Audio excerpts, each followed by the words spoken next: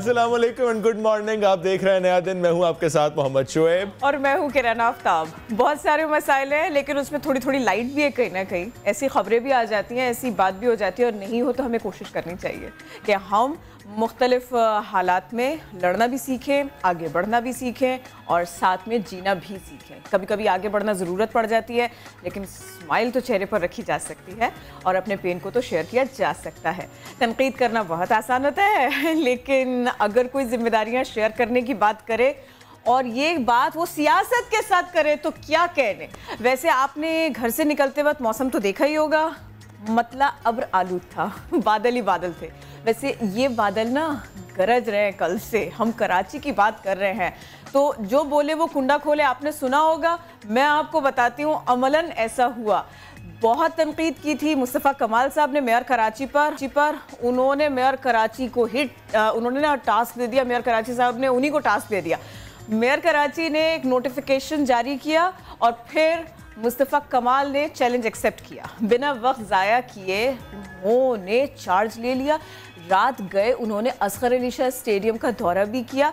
लेकिन एक बात उन्होंने बता दी साफ साफ, सफाई तो हो सकती है लेकिन तरीक़े से। मेयर साहब अपने अफसरों को मेरे मातहत भी कीजिए, उनको भेजिए भी। ये तो अफसर ने ऑफिशियली बता दिया, अफसरान ने, कि मेयर साहब ने उन्हें यहाँ आने से मना कर दिया था। मुस्तफ़ा कमाल साहब ने जब बात की तो उन्होंने यही कहा। बहरहाल इस मामले के ऊपर हमारी आज नज़र होगी लेकिन जो कुछ हमारे वज़ीर आज़म कह रहे हैं, जैसा वो खिताब कर रहे हैं, हम चाहते हैं कि आपके सामने वो दोहरा दें और आप भी इसके ऊपर ध्यान दें। वज़ीर आज़म इमरान खान ने कौम से खिताब किया, कहा कि तकब्बुर के बायस मोदी ने गलत फैसला किया है और तारीख में ये लिखा जाएगा, ये तारीखी गलती के तौर पर लिखा जाएगा। वक्त साबित करेगा कि कश्मीर के लोगों को आज़ादी का मौका मिल गया। वैसे उन्होंने एक तकरीब से खिताब भी किया था, इसके अलावा तकरीर की थी और उन्होंने मुल्की सियासत पर ख़ास तौर पर बात की थी। जो बाहर के मसाइल हैं उन पर गुफ्तगू रही एक तरफ और दूसरी तरफ इमरान खान साहब ने जो कुछ कहा मैं वो भी आपको बता दूं। उन्होंने कहा बार बार अपोजिशन NRO मांग रही है लेकिन वो ऐसा करने वाले नहीं हैं। उन्होंने अपोजिशन की बात की थी तो अपोजिशन की बात भी आप जान लीजिए। बिलावल भुट्टो जरदारी ने कहा कठपुतली के दबाव की वजह से वो अपने नज़रिए से पीछे हटने वाले नहीं हैं, वो कश्मीर की बात कर रहे थे। उन्होंने कहा कोई भी पाकिस्तानी कश्मीर पर सौदा कबूल नहीं कर सकता। कश्मीर के मामले पर हम सब एक हैं। हुकूमत को इससे पहले भी वो तजावीज़ दे चुके हैं और इसके अलावा वो अभी भी इस मामले से पीछे हटने वाले नहीं है। सारे के सारे पाकिस्तानी इस मामले के ऊपर एक हैं लेकिन चूंकि ऑपोजिशन है तो जनाब ऑपोजिशन अपना काम भी करती है। आसिफ अली जरदारी के बारे में बात करते हुए बिलावल भुट्टो जरदारी ने कहा कि बाबा को कत्ल करने की साजिश हो रही है।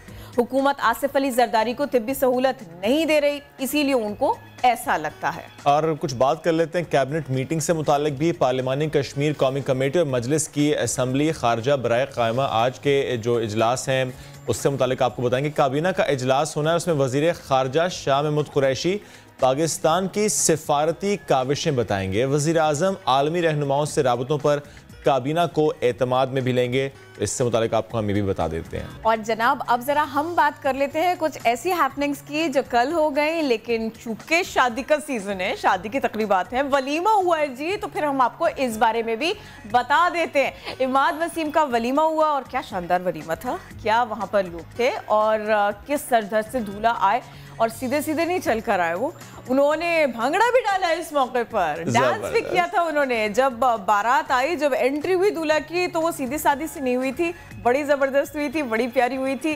दुल्हन भी साथ में थी और देख सकते हैं आप सफ़ेद फूलों का इस्तेमाल किया गया था। ज़बरदस्त जी। और हमजा अली अब्बासी नेमल खावर, इनका वलीमा, इसकी भी कुछ तस्वीर आपको हम दिखा देते हैं कि जिसमें हमजा अली सिंपलिसिटी, यहाँ से सिंपलिसिटी सीखनी भी चाहिए कि अगर वाइट कलर का ड्रेस पहना था बारात पे तो सिंपली ब्लैक पहना था वलीमे पे, shalwar kameez and waistcoat. He was looking very elegant. तो जनाब सादगी के हवाले से उन्होंने कहा था और ये अमलन उन्होंने करके भी दिखाया कि कोई बहुत लेविश किस्म की वेडिंग्स और बहुत महंगा ड्रेस लेने की ज़रूरत है। ये महंगा ड्रेस मैं इसलिए कह रहा हूँ क्योंकि आगे चलकर हमें लाखों के ड्रेस की बात करनी है। ये जो शेरवानी और लहंगा जिस पर किरण ने मुझे कहा बहुत अच्छा हो रहा है, बहुत अच्छा हो रहा है, इतने पैसे लगाए जा रहे हैं, तो इस पर हम बात करेंगे। लेकिन अभी शामिल करते हैं नया दिन की टॉप स्टोरीज।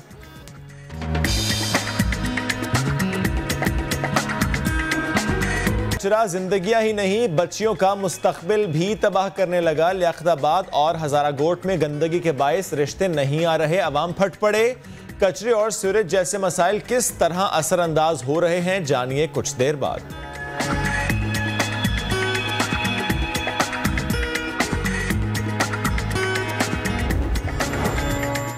ई सिगरेट्स जानलेवा। अमेरिका में फेफड़ों के मरज में मुब्तला शख्स की मौत ई सिगरेट को वजह करार दे दिया गया। क्या ई सिगरेट आम सिगरेट से ज्यादा खतरनाक है? अहम मौजू पर करेंगे बात कुछ देर बाद।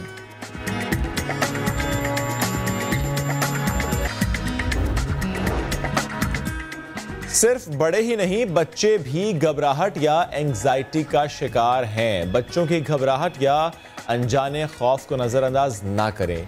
वालिदैन बच्चों को एंजाइटी से कैसे बचा सकते हैं, जानिए माहिरीन की राय नया दिन में।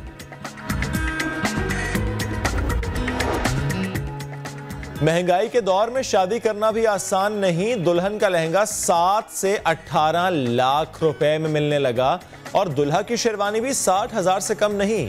प्रोग्राम में बताएंगे लाहौर में जारी वेडिंग शो का अहवाल।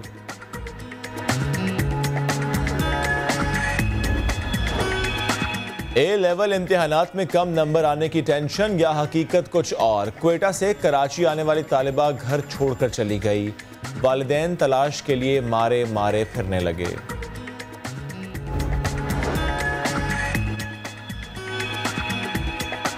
और शेफ अदील चौधरी, इनका मुनफरिद अंदाज करतबबाज है या कि शेफ?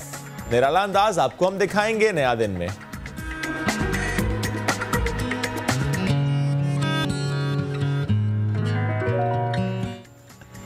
जबरदस्त टॉप स्टोरीज थी, बहुत जबरदस्त डेवलप हो गया इस सब में।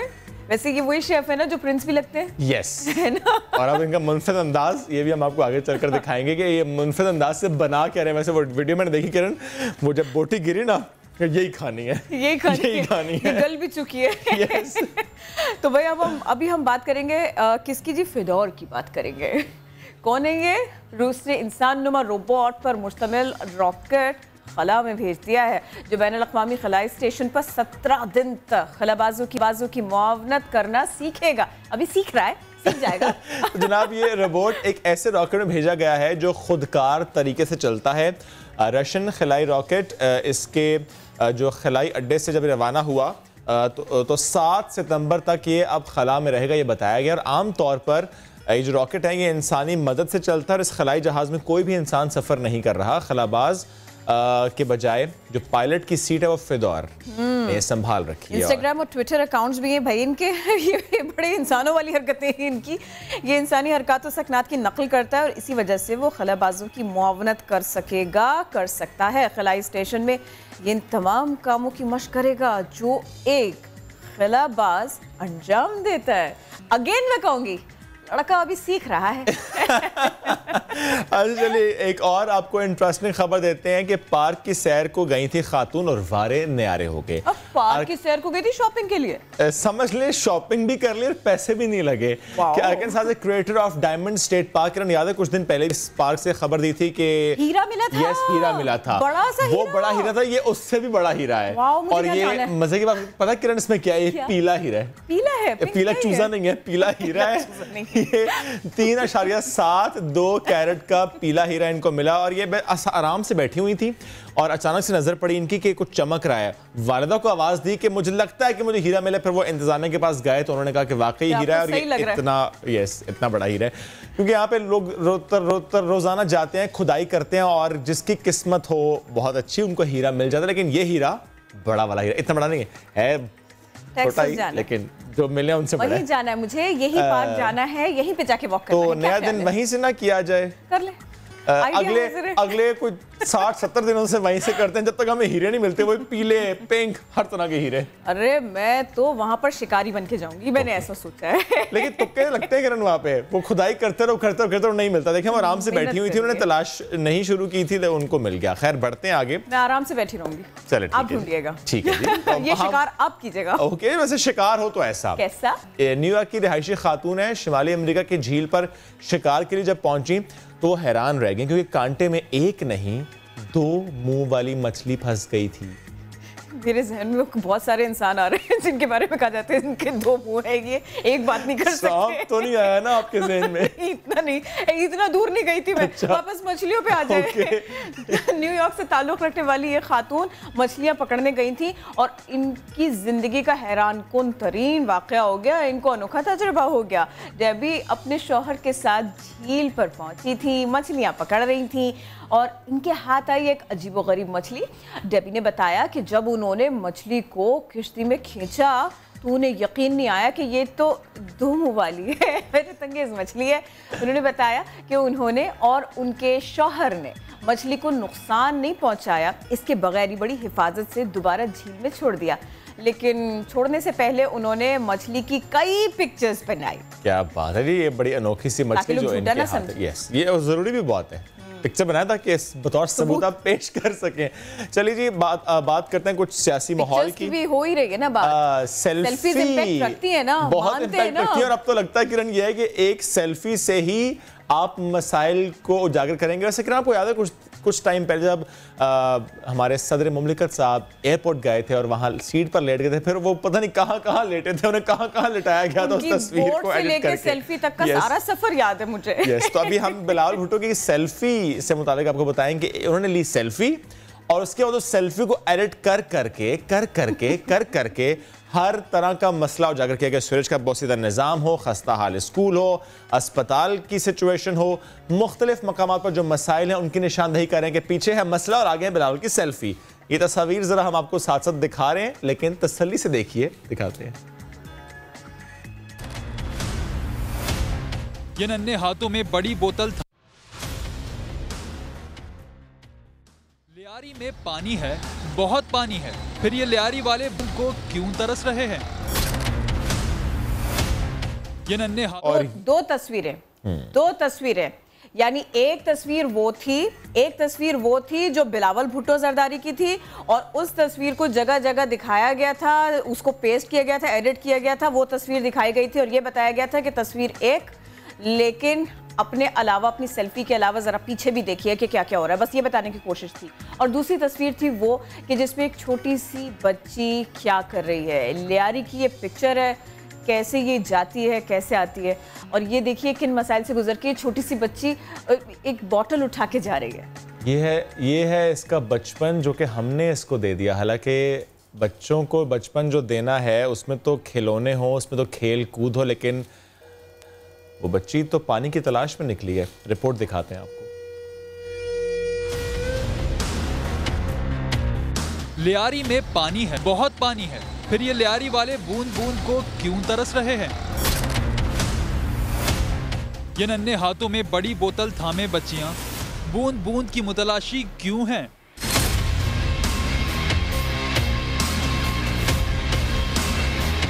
इसलिए कि इलाके में पानी जरूर है, लेकिन पीने के काबिल नहीं। ये पानी की लाइनों के बजाय सड़कों पर फैला है। गंदगी के ढेर हों, टूटी फूटी सड़कें या सीवरेज का मसला, साफ पानी का हुसूल हो या तालीम और सेहत की सहूलियात, लियारी वाले बस हर रोज इन मसाइल से छुटकारे की उम्मीद में अपने मुंतखब नुमाइंदों की राह तकते रहते हैं। सवाल करते हैं कि क्या वोट देना हमारा जुर्म है? और जनाब, अब हम ज़रा बात करेंगे सियासत की, क्योंकि ऐसा लगता है कि सारे के सारे मसाइल अपनी जगह खड़े, शायद उन पर सियासत हो रही है, और सियासत जिससे आम आदमी के मसाइल उजागर करने का काम लिया जा सकता है, इससे ये फ़ायदा हो सकता है, वो काम ऐसा नहीं हो रहा। सियासी सिचुएशन क्या है आज? सबसे बड़ा सवाल यही है। एक तरफ है कराची की हलचल, और इस कराची की हलचल में सबसे अहम क्या है? कराची का काम कौन करे। पहले एक दूसरे को चैलेंज करते थे, लेकिन अब चैलेंज कर दिया गया, यानी मेयर कराची ने ये कह दिया कि मुस्तफ़ा कमाल साहब, अगर आप कुछ कर सकते हैं तो फिर भैया आ जाइए, मैदान हुआ आपका। शहर को साफ करने के लिए मेयर कराची ने मुस्तफ़ा कमाल को प्रोजेक्ट डायरेक्टर गार्बेज तैनात कर दिया। पीएसपी सरबरा ने भी चैलेंज को चुटकी बजा के कबूल किया। पहली प्रेस कॉन्फ्रेंस की, कहा कि एमसी मुलाजमीन, कचरे की गाड़ियां, इखराजात, फ्यूल का हिसाब किताब सब कुछ मुझे दो। बोले 3 माह के लिए तो इमरजेंसी लगा रहे हैं, अब क्या होगा? अब होगा सिर्फ काम काम और बस काम। अल्लाह करे ऐसा ही हो। वैसे ही बड़ी अच्छी बात है। कमाल का रिकॉर्ड बहुत अच्छा है काम के मामले में। उस वक्त उनके मातहत इदारे थे किरण, अब जब मातहत इदारे नहीं है तो फिर ये एक बड़ा चैलेंज है कि वो काम किस तरीके से करेंगे, क्योंकि मेयर साहब यही कहते आए हैं कि मैं काम तो करना चाहता हूँ बट मेरे अंडर वो इदारे नहीं है जो उस वक्त मुस्तफा कमाल के अंडर थे। मैं चाहती हूँ ये चैलेंज जो उन्होंने एक्सेप्ट किया ना, ये वो आई विश ऐसा हो। खैर इस पर हम बात करते हैं। डॉक्टर आमिर लियाकत हुसैन ने हमें ज्वाइन किया है। जो सिचुएशन है मौजूदा उस पर हम उनसे गुफ्तगू करेंगे, लेकिन पहले मैं चाह रहा था कराची से भी पहले मैं मकबूजा कश्मीर की सूरत हाल पर आमिर साहब का कमेंट ले लूं। कह रहे हैं आप, हमें वाकई पहले कश्मीर की बात करनी चाहिए। कश्मीर की सूरत हाल और उस पर गुज़श्ता रोज़ वज़ीर आज़म इमरान खान का खिताब, मैं चाह रहा हूँ पहले आप उस पर मुझे कमेंट कीजिए।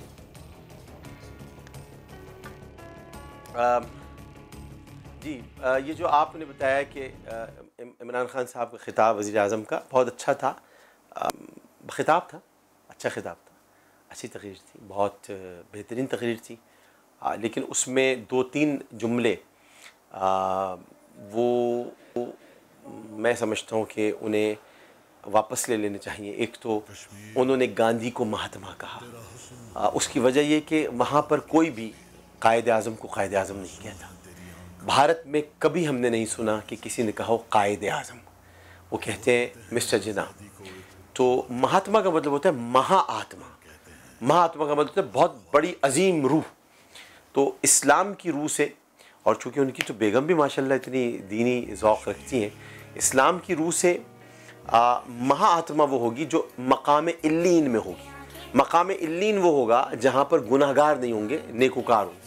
एक आदमी जो औरतों के सहारे चलता हो, जो नंगे रहता हो, नंगे कपड़े मतलब कपड़े भी नहीं पहनता हो, जिसने अखंड भारत के लिए राष्ट्रीय स्वयंसेवक संघ की बुनियाद रखवाई हो, उसको आप महात्मा कहते हैं। वो एक बुरी आत्मा है, एक इंतहाई बुरी आत्मा, एक विष आत्मा, एक खौफनाक आत्मा जो पूरन माशी की रात को निकलती है, रात को बाहर, वो आत्मा है। इसको महात्मा कहना एक बहुत बहुत बड़ी अच्छी आत्माओं की बड़ी तौहीन है। और जिस वक्त जितनी अच्छी आत्माएं मकाम इल्लीन में हैं वो बहुत तड़प रही हैं, और मकाम सिज्जीन की जो बुरी आत्माएं हैं, विष आत्माएं जो हैं, जो आत्माएं डराती हैं आकर, जो आत्माएं भटकती रहती हैं, ये उन आत्माओं की तर्जुमानी हो गई। तो ये कम अज़ कम नहीं कहना चाहिए था। दूसरी बात ये कि मुझे पूरे ख़ित्ते में वज़ीर दिफ़ा सिर्फ राजनाथ नज़र आता है, पूरे ख़ित्ते में, क्योंकि हमारा वज़ीर दिफ़ा का है वो मुझे नज़र ही नहीं आता। अगर आपको नज़र आए तो प्लीज़ मुझको ज़रूर मिलवा दीजिएगा कि हमारे मुल्क में भी कोई वज़ीर दिफ़ा है, क्योंकि इस ख़ित्ते में वज़ीर दिफ़ा तो राजनाथ नज़र आता है।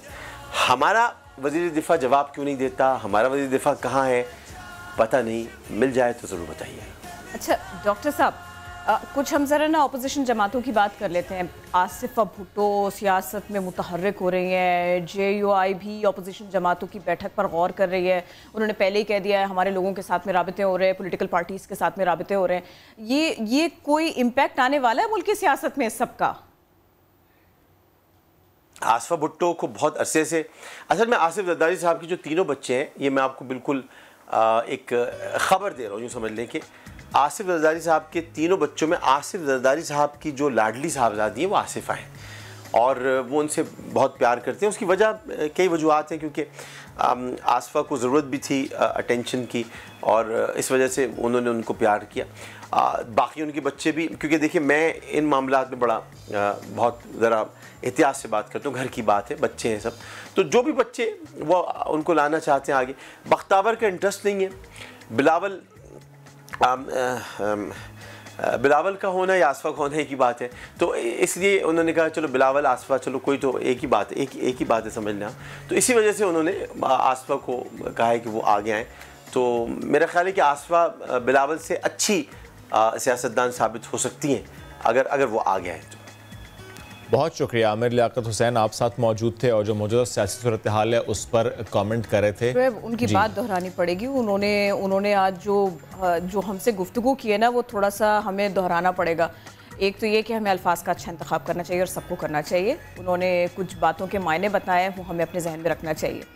दूसरे ये कि पॉलिटिकल पार्टीज़ के बारे में उनकी जो भी राय थी वो उन्होंने दी, लेकिन जो खबर थी, जो पते की बात थी वो ये कि पॉलिटिकल पार्टीज़ के इस तरह से बैठने की बात से कोई बहुत ज़्यादा इम्पैक्ट आने नहीं वाला, हुकूमत के लिए कोई परेशानी नहीं है, लेकिन आवाम को परेशानी है।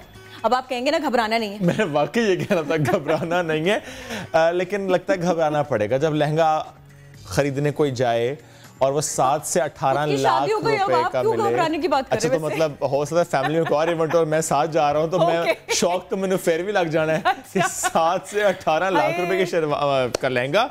अच्छा, तो शेरवानी 60,000 रुपए की बस सही है, और सस्ती कर ले, सस्ती के कपड़ों के ऊपर ज्यादा वो जाना चाहिए ना। आज पहननी आपने एक दिन है, कुछ घंटों के लिए, दोबारा पहननी भी नहीं है, इतनी महंगी क्यों? एनीवेज, जो महंगी महंगी शेरवानियां और महंगे महंगे लहंगे हैं, ये इतने महंगे क्यों हैं और कहां पर ये इतने महंगे हैं? तो एक्सपो सेंटर में जो नुमाइश लगी, जो वहां पर ये दिखाया गया कि इतने इतने भारी जोड़े, महंगे महंगे जोड़े दिखाएं हम सारे के सारे, कि आप खुद भी कहीं कुर्बान जाओ इतने महंगे जोड़ों पे। तो कुर्बान के पास चलते हैं, कुर्बान हमें दिखाएंगे ये जो एक्सपो सेंटर में वेडिंग शो है। जी बिल्कुल, शादियों का शुरू हो चुका है और इसी सीज़न की मुनासबत से लाहौर के एक्सपो सेंटर में भी 2 रोज़ा वेडिंग शो सजाया गया है, जिसमें शादियों के सीज़न के लिए तमाम चीज़ें एक ही छत तले दस्तयाब हैं। वो फोटोग्राफी हो, ब्यूटिशंस हों या दुल्हा दुल्हन के अरूसी पहनावे हों, उन तमाम चीज़ें एक ही छत तले आवाम को मुयस्सर हैं। जिंदा दिल लाहौरिये यहाँ पे बड़ी तादाद में आ रहे हैं, देख रहे हैं, चीज़ों को ख़रीद रहे हैं, खासी गहमा गहमी।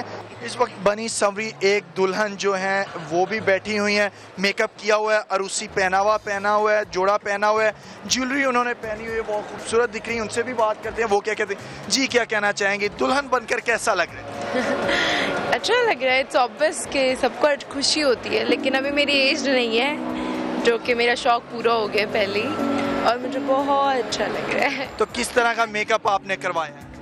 मैंने ब्राइडल मेकओवर है, ये मेरा बारात का है लुक, जो कि आप मुझे देख सकते हैं। मेरी ज्वेलरी, मेरा ड्रेस सब डिज़ाइनर्स का है ब्रॉड, और मज़ीद आप मुझे देख सकते हैं कि इन्होंने मुझे और ख़ूबसूरत तरीन बना दिया है। इसके बाद दूसरा जो मरहला होता है वो मेल के मलबूसात का होता है। लड़कियों के साथ साथ मेल जो होते हैं वो भी खासे पुरजोश होते हैं।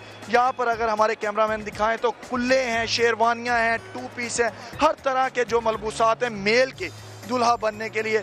तो उनसे बात करते हैं। जी, क्या कहना चाहेंगे, किस तरह के ड्रेसेस आपने रखे हुए, क्या वैरायटी इस मौसम में? हम इधर वेडिंग शो के लिए आए हुए हैं, जैसा कि आप सब जानते हैं, और इधर हमारे पास मोस्टली हम शेरवानीज़, अब सीज़न है और शेरवानियों को बहुत अच्छे से डील कर रहे हैं, जिसमें हम डिफरेंट किस्म की एचिसोनियन टर्बन के साथ और अंगरखा style, modern sherwani, old type sherwani, और इसके अलावा मेहंदी के आउटफिट्स होते हैं, शूटिंग होती है वलीमे के लिए।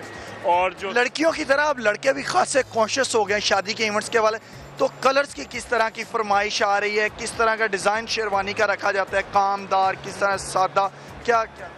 एक्चुअली लड़के लड़कियों से ज़्यादा कॉन्शियस हो गए हैं, और सम टाइम हम कुछ चीज़ सेलेक्ट करवाने में आते हैं तो बहुत ज़्यादा टाइम हमें लगता है, और लड़के बिल्कुल, लड़कियां तो जस्ट एक पैटर्न में जाती हैं, लड़के तो एक एक धागे का हिसाब के हमारा ये होना चाहिए, पॉकेट स्क्वेयर ये हो, लैपल पिन्स ये हो, चेन ये हो, उसके अकॉर्डिंग टू। महंगी से महंगी शेरवानी कितने की दे रहे हैं और सस्ती से सस्ती जो है कितने की दे रहे हैं, कोई अंदाजा? Our starting rate from 50 to 60,000 and महंगी उसकी कोई एंड नहीं है। कोई अंदाजा? लाइक 600 के 6,100 के, मतलब 6 लाख की। अगला मरहला है लड़कियों के मलबूसात का, वहाँ पे चलते हैं, उनके भी स्टॉल्स लगे हुए हैं। हमें बहुत ही खूबसूरत लड़कियों के स्टॉल दिखाई दे रहे हैं, वहाँ पे जाते हैं और उनसे भी जानते हैं कि वो कितने कितने के दे रहे हैं सूट और क्या है। यहाँ पे बड़े ही खूबसूरत कलर्स हैं, उनमें कामदार जोड़े हैं, लहंगे हैं, उन पे नगीनों का काम किया गया है, मोतियों का काम किया गया। हमारे कैमरामैन साथ नवीद आपको दिखाएं, तिल्ले का, गोटे किनारी का काम किया है, बहुत खूबसूरत, एक से बढ़कर एक ड्रेस है। तो बात करते हैं डिज़ाइनर से भी। जी, क्या कहना चाहेंगी? सबसे पहले अपना नाम बताइएगा, उसके बाद बताइएगा अपने ड्रेसेस के हवाले से क्या स्पेशलिटी है, क्यों लोग आएँ, क्यों ब्रांड आपका? हमारे ड्रेसेस की स्पेशल चीज़ ये है कि our work is absolutely stunning, it is different. हमारा मटेरियल हर बाकी सारे डिज़ाइनर से बहुत फ़र्क होता है, साथ ही साथ most of the material is imported, और जिस तरह बाकी डिज़ाइनर्स का मटेरियल थोड़ी देर बाद ख़राब हो जाता है, उस तरह वाला कोई सीन नहीं होता। उसके अलावा बहुत बारीक काम। सिनफे नाजुक लड़कियां बड़ी हसास होती हैं इस मामले में, मेकअप की चॉइस में, कपड़ों की चॉइस में, और जब मामला हो दुल्हन का तो वो तो फिर क्या ही कहने। तो क्या कहेंगे, कितनी मुश्किल आती है उनको कन्विंस करने में, गाइड करने में? मोस्टली डिज़ाइनर्स को बहुत मुश्किल आती होगी, लेकिन हमें मुश्किल नहीं आती, क्योंकि हमारे आउटफिट्स इस तरह के हैं कि ब्राइड्स एक बार देख के खुद ही इस तरह इतनी वो हो जाती हैं कि दीज आर वेरी प्रिटी, और उनको खुद इतने पसंद आ जाते हैं कि हमें उन्हें कन्विंस करने की ज़रूरत नहीं पड़ती।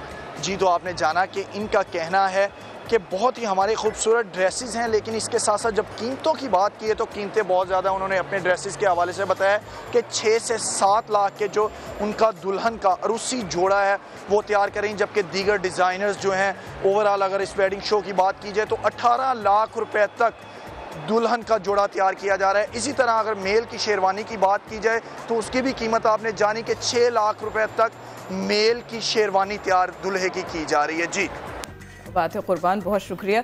तो जो प्लान कर रहे थे शादी, आज आपने वाकई ना उनको जगा दिया। अगर नहीं जाग रहे थे तो आपने उनको ना हिला जुला के झंझोड़ दिया है बुरी तरह से। कितने सारे पैसे इकट्ठा करने पड़ेंगे उनको। अच्छा, लड़कियों के कपड़ों पे इतना सारा काम है ना, तो उस बात के चलो 18 लाख लग गए, ये लड़कों के कपड़ों पे क्यों है इतना सारा काम? अच्छा चले है, जब उन्होंने कहा किरण मैं तो बेहोश होने लगा था। मतलब इसके ऊपर नग भी होगा, तिल्ले वाला काम भी होगा, कुछ भी होगा, का काम भी होगा, कुछ भी होगा किरण। 6 लाख रुपए, मतलब what are you talking about? नहीं यार, इतना नहीं होता वैसे। They should see Hamza Ali Abbasi and they should see so many influencers कि जो सादगी की बात करते हैं, जो कहते हैं कि यार ठीक है, मतलब किरण नेमल का जोड़ा बहुत खूबसूरत था, बहुत हैवी था, लेकिन आई एम श्योर कि ये 16, 17, 18 लाख वाला नहीं था जो बातें कर रहे हैं। और आगे से बता दे कितने का था। आगे से ये भी कहा जाता है जो हमारा काम है, जो हमारा फैब्रिक है, जो हम मोती लाए हैं, इंपोर्टेड है। और बाकी जो डिजाइनर्स हैं उनसे फर्क है, मतलब खुद ही से कहते। चलो एनीवेज, अगले स्टोरी की तरफ बढ़ते हैं। शादी की जब हम बात करते हैं तो एक बहुत बड़ा मसला रिश्तों का मसला होता है। और किरण, कल भी हमने जिक्र किया था कराची के बहुत से इलाकों का। आपने ये बहुत इंपॉर्टेंट पॉइंट है, और ये बड़ी अनोखी बात है, अजब बात है कि इम्पैक्ट कहाँ कहाँ आता है रिश्ता करने जब आप जाएँ, किस किस बात का। लेकिन मैं चाह रही थी शुएब, ज़रा मैं लगे हाथों एक और मसले की तरफ थोड़ा सा अपडेट कर दूँ नया दिन के नाजरीन को। कराची की भिटाई कॉलोनी, आप जानते हैं इसके बारे में? यहाँ लड़कियों के लिए सिर्फ एक स्कूल था, और इसकी इमारत भी बारिश के बायस ढह गई, इसकी ज़मीन में ना ये धंस गई। अब जो स्टूडेंट्स हैं, जो तालिबात हैं, इनको दूसरे स्कूल मुंतकिल किया गया। मसला यहाँ पर ये है कि यहाँ स्टूडेंट्स ज़्यादा हैं, तालिबात ज़्यादा हैं, और इतनी ज़्यादा है कि क्लासेस कम पड़ गई हैं, तो बच्चियाँ पढ़ेंगी कैसे? बड़ा मसला है ये। और ये मसला दरअसल है क्या? सोनिया शहजाद की तरफ चलते हैं, उनसे जानते हैं। सोनिया, ये तो बड़ी तशवीशनाक सूरत हाल है। बिल्कुल सही है। महकमा तालीम सिंध की जानिब से बड़े बड़े दावे किए जाते हैं, बड़े बड़े वादे किए जाते हैं कि सिंध भर के सरकारी स्कूलों की हालत बेहतर की जा रही है, असातिज़ा की रीचेकिंग का सिस्टम भी शुरू कर दिया गया है। लेकिन ये तमाम तर काम कैसे होंगे जबकि कराची जैसे बड़े शहर के सरकारी स्कूलों की हालत अब तक नहीं बदल सकी है। कई स्कूल हैं जो कि खंडर का ढेर बने हुए हैं। इस वक्त भी मैं मौजूद हूँ भिटाई कॉलोनी में, जहाँ के सरकारी स्कूल 5 से 6 साल नहीं बल्कि 10 साल हो चुके हैं, बिल्कुल टूट फूट कर गिर रहा है। और हालिया होने वाली बारिश ने तो, आप अगर मेरे ऊपर देखें, स्कूल का ये हाल कर दिया है। स्टूडेंट्स को इस स्कूल से कई साल पहले ही, जब ये स्कूल खस्ता हाली का शिकार हुआ था, तो स्टूडेंट्स को जो है वो पीछे वाले स्कूल में शिफ्ट कर दिया गया था। आप मेरे पीछे देख सकते हैं कि एक नई बिल्डिंग बनाई गई। इस बिल्डिंग में यहाँ के स्टूडेंट्स को शिफ्ट कर दिया गया, मगर इस स्कूल में एक हैरत अंगेज तौर पे इस स्कूल में क्लासेस काफ़ी ज़्यादा कम है। सिर्फ 6 के करीब टीचर्स मौजूद हैं जो यहाँ पर अपने फ़राइज़ सर अंजाम दे रहे हैं। 250 के करीब बच्चे जो हैं वो इस स्कूल में ज़ेर तालीम है। बच्चियों का ये स्कूल है और भिटाई कॉलोनी में का वाहिद स्कूल है जहाँ पर बच्चियाँ ज़ेर तालीम है। 250 के करीब ये बच्चियाँ हैं जो कि क्लास मॉन्टीसरी से लेके क्लास 8 तक यहाँ पर पढ़ती हैं। क्लासेस जो है वो बहुत कम है। स्टूडेंट्स जो हैं बाहर लॉबी में बैठने पर मजबूर हैं। इस स्कूल की हालत अब तक बेहतर नहीं बनाई जा सकी। वर्क्स डिपार्टमेंट कई दफ़ा आया, प्रिंसिपल के मुताबिक कई दौरे किए उन्होंने, यहाँ पर कई दफ़ा टेंडर भी पास हुए, लेकिन न जाने क्या वजह है कि इस इमारत को नहीं बनाया जा सका। शायद जो लाखों और करोड़ों अरबों का बजट महकमा तालीम सिंध की जानिब से अप्रूव किया जाता है, उस बजट में इस तरह के स्कूल बनाने के लिए पैसे ही मौजूद नहीं। और बात की जाए तो अभी तो महकमा तालीम सिंध के लिए मिनिस्टर ही मौजूद नहीं है जो कि कोई किसी अहकाम जारी किए करें। लेकिन जब मिनिस्टर्स मौजूद थे तब भी हमने देखा कि कराची के कई स्कूल हैं जिनकी हालत इसी तरह थी। स्कूल की इमारतें टूटी हुई हैं, दूसरे स्कूल में शिफ्ट किया गया है तो वहाँ बच्चियों के लिए वॉशरूम की सहूलत मौजूद नहीं है, पानी की सहूलत मौजूद नहीं है, क्लासेस कम हैं और जो है स्टूडेंट्स बाहर लॉबी में बैठने पढ़ने के मजबूर हैं। और सबसे हैरत अंगेज़ बात यह है कि भिटाई कॉलोनी इतना बड़ा इलाका, यहाँ पर बच्चियों के बाद एलिमेंट्री स्कूल के बाद सेकेंडरी स्कूल मौजूद नहीं है और बच्चियों का यही कहना है कि 8वीं क्लास तक तो हम यहाँ पर तालीम हासिल कर लेंगे, लेकिन आगे पढ़ने के लिए, मैट्रिक पढ़ने के लिए यहाँ पर कोई स्कूल मौजूद नहीं है। उन्हें दूर दराज जाना पड़ेगा। दूर दराज कुछ पेरेंट्स जो है वो अलाउ करेंगे और कुछ बच्चों का यही कहना है कि हम 8वीं क्लास तक तालीम हासिल करके यहाँ पे अपनी तालीम का सिलसिला जो वो रोक देंगे। तो यकीनन महकमा तालीम सिंध को एक बार अपने बयानात देने के बाद नज़रसानी करने की ज़रूरत है कि सिंध नहीं, हम कराची की बात करें जिसे रोशनियों का शहर कहा जाता है, इस शहर में भी सरकारी स्कूलों की हालत को देखा जाए, एक दफ़ा अपने सिस्टम को, अपने निज़ाम को रिवाइज़ किया जाए और जो बातें करते हैं वो कि हज़ारों स्कूल बना दिए गए हैं, सैकड़ों स्कूल की मरम्मत का काम जारी है, तो वो स्कूल भी देखें जहाँ पर बच्चों की तादाद ज़्यादा है और लड़कियों के लिए ख़ास तौर पे जहाँ पर मुश्किलात का सामना करना पड़ रहा है। जी सोनिया, शुक्रिया, आप इस सिलसिले में अपडेट कर रही थी। भिटाई कॉलोनी कराची में ही है और सोनिया जैसे कह रही थी उस बात को देखिए भी, जो आपने कहा है उसको चेक भी कीजिए, तभी हम अपने बच्चों को पढ़ा सकेंगे और ये बड़े शहर में हो रहा है। फ़िक्र की बात तो ये है। बहरहाल मैं थोड़ा सा आगे बढ़ती हूँ, मैं आपको बताती हूँ कि अब पाकिस्तान में क्या हो रहा है। पाकिस्तान एक बार फिर बैनुल-अक़वामी मुकाबलों की मेज़बानी के लिए तैयार है। रवा साल नवंबर में इंटरनेशनल बैडमिंटन टूर्नामेंट का इनेकाद किया जाएगा। ये एक अच्छी खबर आई है जी।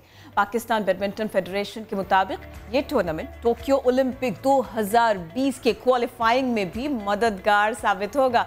वैसे कहा तो ये भी जा रहा है सिलसिले में कि 35 से 40 गैर मुल्की टीम्स आएंगी और इस इवेंट का हिस्सा बनेंगी। टूर्नामेंट 7 से 11 नवंबर तक, फिर सुन लीजिए, 7 से 11 नवंबर तक पाकिस्तान स्पोर्ट्स कॉम्प्लेक्स में मुनक्किद होगा। यहाँ पर इस इवेंट का इनेकाद किया जाएगा। कौन कौन यहाँ आएगा अब हम आपको इस बारे में भी बताते ही रहेंगे, लेकिन इस वक्त हम बात करेंगे किनकी, उनकी जो कोशिश कर रही हैं कि वो आगे बढ़ें और आलमी रैंकिंग को बेहतर बनाएं। बड़ी होनहार खिलाड़ी हैं और ये अपनी सलाहियतों से अपना लोहा मनवाती चली जा रही हैं। और अगर हम ये कहें कि भाई इस कोर्ट से भी अच्छी खबर आएगी, बैडमिंटन से भी अच्छी खबरें आएंगी, कोई इतनी मेहनत कर रही है, तो गलत नहीं होगा। मैं बात कर रही हूँ माहूर शहजाद की और इनसे मैंने बात नहीं की थी, इनसे तो की थी मोहम्मद शुएब ने बात। तो हम आपको दिखा देते हैं कि कैसी है ये। और नया दिन में अब आपको मिलवाएंगे एक ऐसी खिलाड़ी से जो बैडमिंटन के मैदान में पाकिस्तान का नाम रोशन कर रही हैं, बासलाहियत हैं और उनकी लगन, उनकी जुस्तजू, यही है वो वजह कि वो कामयाब होती चली जा रही हैं और मिसाल बनती चली जा रही हैं। हम बात करें माहूर शहजाद की, रिप्रेजेंट करते हैं पाकिस्तान को बहुत से मुकाबलों में और अभी आगे क्या उनका प्लान क्या है इस पर हम बात करेंगे, क्योंकि 149वें नंबर पर आ गई हैं वो। ये आलमी रैंकिंग की हम बात कर रहे हैं। Just because of this thing enthusiasm, वो अब जो दर्जा बंदी है उसमें बेहतरी लाती चली जा रही हैं। हमें ज्वाइन कर चुकी हैं, उनसे बात करेंगे। Mahur, thank you so much, कैसी हैं आप? मैं ठीक, आप कैसे हैं? ज़बरदस्त। Y badminton? बैडमिंटन इसलिए क्योंकि मेरे पापा हैं, उन्होंने जूनियर लेवल तक बैडमिंटन खेला था, तो उन्होंने सोचा हुआ था कि मुझे और मेरी बड़ी बहन को बैडमिंटन में डालेंगे। तो फिर तभी से पापा ने मतलब रैकेट ला के दिया, तो हम पहले गलियों में खेलते थे। उसके बाद फिर सनसेट क्लब में मेंबरशिप ली, वहाँ पे खेलना शुरू किया। सुबह में पापा खिलाते थे, शाम में किसी कोचेस से खेलते थे। उसके बाद मैंने तो बैडमिंटन को कंटिन्यू रखा, लेकिन मेरी बहन ने IBA में आके छोड़ दिया। अच्छा, मुझे ये बताएं कि जो पहला टाइटल आपने विन किया वो एट द एज ऑफ 13 था? जी, 13 इयर्स में मैंने अंडर 19 नेशनल चैम्पियन का टाइटल विन किया था। उसके बाद फिर 16 इयर्स की जब मैं थी तो एशियन गेम्स 2014 के ट्रायल्स हुए थे, तब मैं पाकिस्तान के टॉप 2 में आके सेलेक्ट हो गई थी उन ट्रायल्स में। और फिर 18 इयर्स में मैं पाकिस्तान नंबर 1 बन गई। 19 इयर्स में मैं नेशनल चैम्पियन बनी फॉर द फर्स्ट टाइम, और अभी तक मैं पाकिस्तान की नेशनल चैम्पियन हूँ since 3 consecutive years and I am Pakistan number 1 since 4 years now। माशाल्लाह, अनबीटेबल। जी बिल्कुल, अनबीटेबल। मुझे ये बताएं इसमें फैमिली की सपोर्ट कितनी है, क्योंकि आपने अपनी बहन का तज़किरा भी किया कि उन्होंने छोड़ दिया बट आपने कंटिन्यू किया and you manage it very well. Family support कितनी थी? फैमिली सपोर्ट बहुत अच्छी थी, शुरू से ही थी, क्योंकि मैंने जैसे बताया पापा ने स्पोर्ट्स में बैडमिंटन में डाला, वरना मैं कभी नहीं सोचती कि मैं आज इस मुकाम पे होती। तो सारा फैमिली की वजह से था। और अभी भी ये है कि अभी भी आज सुबह मैं जब आई हूँ तो पापा ने मुझे ट्रेनिंग कराई है और वो फुली फोकस्ड हैं और कहते हैं कि तुम वर्ल्ड टॉप 70 को क्यों टारगेट करती हो, तुम्हें टारगेट करना चाहिए कि तुम वर्ल्ड टॉप 10 में आओ। तो उनके एम्स तो उन्होंने मेरे लिए काफ़ी ज़्यादा हाई किए हैं और उनको मेरे अंदर काफ़ी ज़्यादा पोटेंशियल दिखता है। उसके अलावा जितने भी इंटरनेशनल टूर्नामेंट्स होते हैं वही सेलेक्ट करते हैं, क्योंकि हमें यहाँ पे इतने फंड्स नहीं मिलते, तो वही पापा ही स्पॉन्सर करते हैं और मेरे साथ इंटरनेशनल टूर्नामेंट्स पे भी जाते हैं। हम लोग मैचेस रिकॉर्ड करते हैं, फिर हम लोग आके देखते हैं कि क्या क्या वीकनेसेस है और उस पर सारा इम्प्रूव करते हैं। तो फैमिली की तो भरपूर सपोर्ट है। पर्सनली भी ज़्यादा पापा की सपोर्ट है जी, मेड बी फंड्स और ट्रेनिंग। फंड्स का मसला है या नहीं? फंड्स का तो बिल्कुल मसला है। जब से इमरान खान की गवर्नमेंट आई है तब से जो फेडरेशन को ग्रांट्स मिलती थी तो वो भी अब बंद हो चुकी हैं। तो हमारी कब से बंद हुई है ये? पहले कुछ ग्रांट्स मिल जाती थी, लेकिन जब से इमरान खान की आई है गवर्नमेंट तो जो फेडरेशन को ग्रांट्स मिलती थी अब वो बिल्कुल बंद हो चुकी हैं। ओके, आप तो इसमें कुछ कहना चाहती हैं कि ग्रांट्स मिलने चाहिए, क्योंकि आपको अभी तो फादर सपोर्ट कर रहे हैं, लेकिन ज़रा और भी बहुत से लोग हैं जो आना चाहते हैं but just because of funds वो नहीं इसको परस्यू कर पाते। जी बिल्कुल, हमारी जो फेडरेशन है उनके पास इतने पैसे नहीं है कि वो कैंप लगा सकें। ओके। तो जब तक गवर्नमेंट सपोर्ट नहीं करेगी, उनको फंड्स नहीं देगी, तो वो जो फेडरेशन है हमारी वो हमें सपोर्ट नहीं कर सकती। लेकिन ये है कि मेरी फेडरेशन जो बैडमिंटन फेडरेशन काफ़ी सपोर्टिव है इस कि उसने एशियन ओलंपिक प्रोजेक्ट 2020 का सिलेक्शन ट्रेनिंग कैंप लगा था मलेशिया में। तो बैडमिंटन के जितने भी प्लेयर्स थे उनमें से उन्होंने मुझे सेलेक्ट किया और ट्रेनिंग कैंप में भेजा, क्योंकि उनको लगा कि मैं सेलेक्ट हो सकती हूँ और अल्हम्दुलिल्लाह मैं सेलेक्ट भी हुई। और उसके बाद भी अभी जो इंशाल्लाह मैं डेनमार्क ट्रेनिंग करने जाऊंगी तो वो भी सारा क्रेडिट जाता है फेडरेशन को कि उन लोगों ने इस चीज़ का इनिशिएटिव लिया और सपोर्ट भी है। अच्छा, मुझे ये बताएं कौन सा ऐसा टूर्नामेंट है, कौन सा ऐसा मुकाबला इंटरनेशनल जो आप चाहती हैं वहाँ जाऊँ, पाकिस्तान की नुमाइंदगी करूँ और जीत के वापस आऊँ? अभी जो नेक्स्ट मेरा टूर्नामेंट है वो है मालदीव्स में। तो मालदीव्स में 2 टूर्नामेंट्स है, तो उसमें मेरी भरपूर कोशिश होगी कि मैं अच्छे से खेलूं, अपनी परफॉर्मेंस दूं और पाकिस्तान के लिए गोल्ड मेडल जीतूं। और इस टूर्नामेंट के लिए, इस मुकाबले के लिए आपकी अब तैयारी कैसी है? उसके लिए आप क्या कर रही हैं? रोज़ाना कोई प्रैक्टिस आपने करनी शुरू कर दी है या वीकली प्रैक्टिस है? What are you doing with? Practice तो हमेशा चलती है, चाहे टूर्नामेंट हो या ना हो। तो प्रैक्टिस तो करनी पड़ती है जी। 6 days a week होती है, मंडे टू सैटरडे, और 6 hours a day होती है। तो प्रैक्टिस तो करनी होती है, लेकिन अब टूर्नामेंट आ रहा है तो आजकल जो मैं फोकस करी हूँ अपनी स्पीड पे फोकस करी हूँ, क्योंकि इंटरनेशनल प्लेयर्स को देखा जाए तो उनकी स्पीड बहुत अच्छी होती है। वो लोग शटल को काफ़ी ऊपर से पकड़ते हैं। तो हमारे जो प्लेयर्स में पाकिस्तानी प्लेयर्स उनमें यही लैकिंग है कि हमारी स्पीड उतनी नहीं है, हमारा स्टेमिना उतना नहीं है। तो आजकल जो मैं काम करी हूँ अपनी स्पीड और स्टेमिना के लिए क्या कर रही हैं? स्टेमिना के लिए मैं काफ़ी टेक्निकल ट्रेनिंग करी हूँ, जैसे हार्ट बीट नोट करती हूँ मैं अपनी। अच्छा।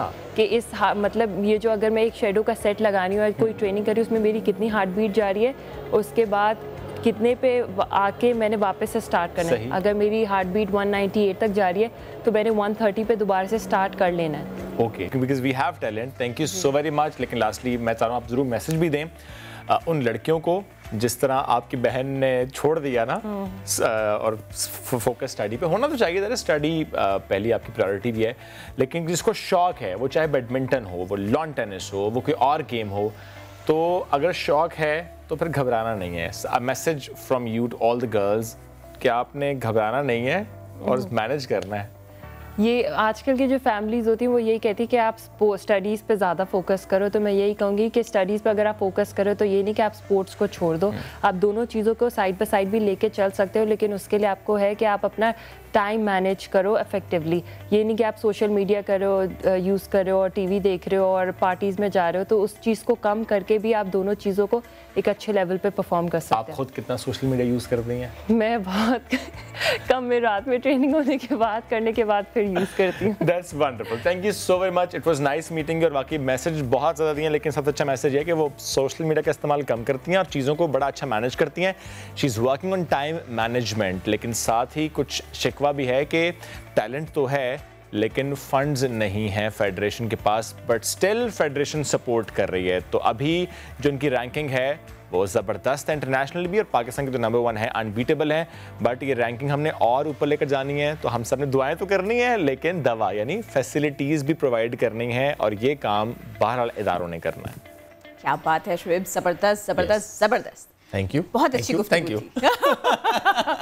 अब आप ना एक बार अगर आप उनके हाथ का खाना खा ले तो आप एक बार से ज़ायद कहेंगे thank you thank you thank you, और अगर आप उनके कारनामे देख लें तो आप बार बार कहेंगे ज़बरदस्त ज़बरदस्त ज़बरदस्त। और मैं कहता हूँ खाने से पहले ना बंदा कोई 10-20 दफा वीडियो देखे कि खाना बनता कैसे है। Oh my God. ये करतबबाज नहीं है जनाब, ये शेफ हैं, और ये करतबबाज शेफ हैं। ये वही है जिनको हमने कहा था कि आप तो प्रिंस लग रहे हैं। हैंडसम तरीन शेफ, हैंडसम तरीन शेफ भी हैं, और खतरों का खिलाड़ी भी। ट्रू, अपना इनका अंदाज है जनाब, मुनफरद अंदाज है, उसी से ये खाना बनाते हैं, और ये डाली बोटियां, और जब ये बन जाती हैं तो फिर आहा, बड़ा मजे की वीडियो है। मुझे जरा लेकिन फिर भी ना सारी की सारी स्मार्टनेस और सारा बहादुरी इनकी एक तरफ, शुएब ये इसी तरह से खाना क्यों पकाना था? हाँ, ये पूछे ना, ये बड़ा दुरुस्त सवाल है। अदील चौधरी पाकिस्तानी शेफ हमें ज्वाइन किया लाहौर से। Adeel thank you and good morning.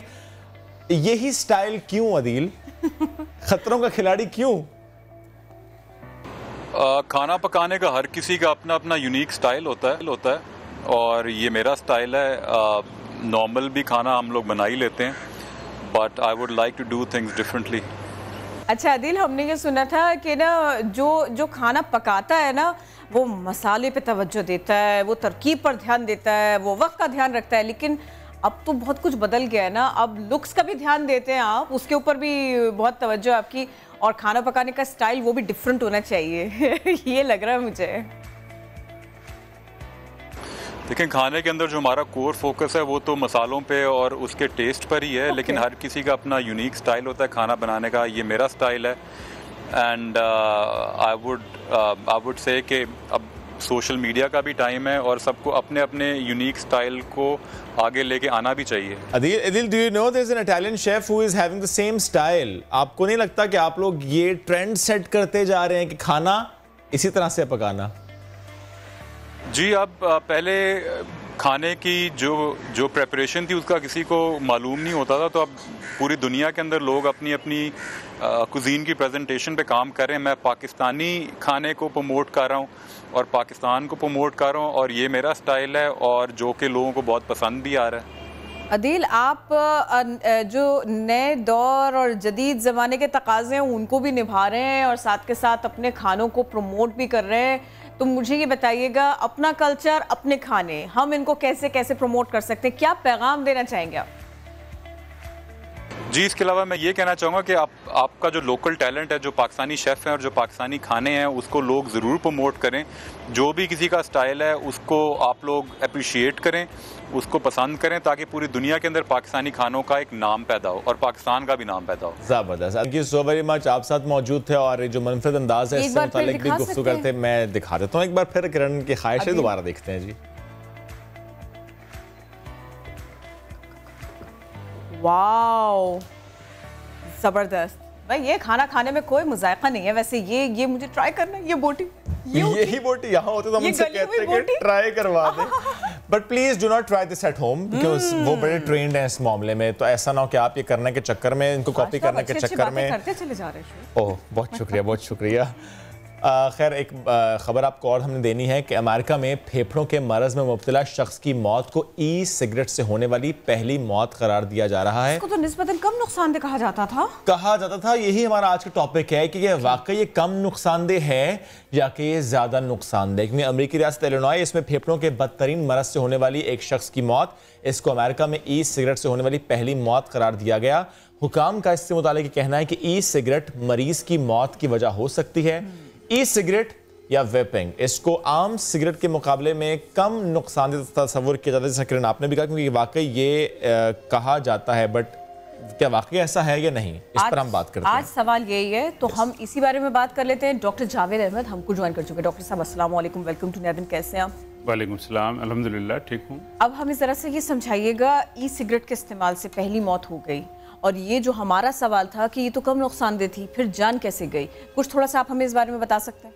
देखिए, बात यह है कि लोगों को समझना ज़रूरी है कि ई सिगरेट या इलेक्ट्रॉनिक सिगरेट एक बैटरी ड्रिवन डिवाइस होती है, बात यह है कि तंबाकू की कंपनियों ने जब देखा कि सिगरेट के ऊपर अब सारी दुनिया में अब बैन लग रहा है, you can not promote it, public place पे आप नहीं स्मोक कर सकते, उन्होंने देखा कि हमारी जो आप इंडस्ट्री है वो थोड़ा डाउन हो रहा है उसका ट्रेंड, तो why not promote in something different.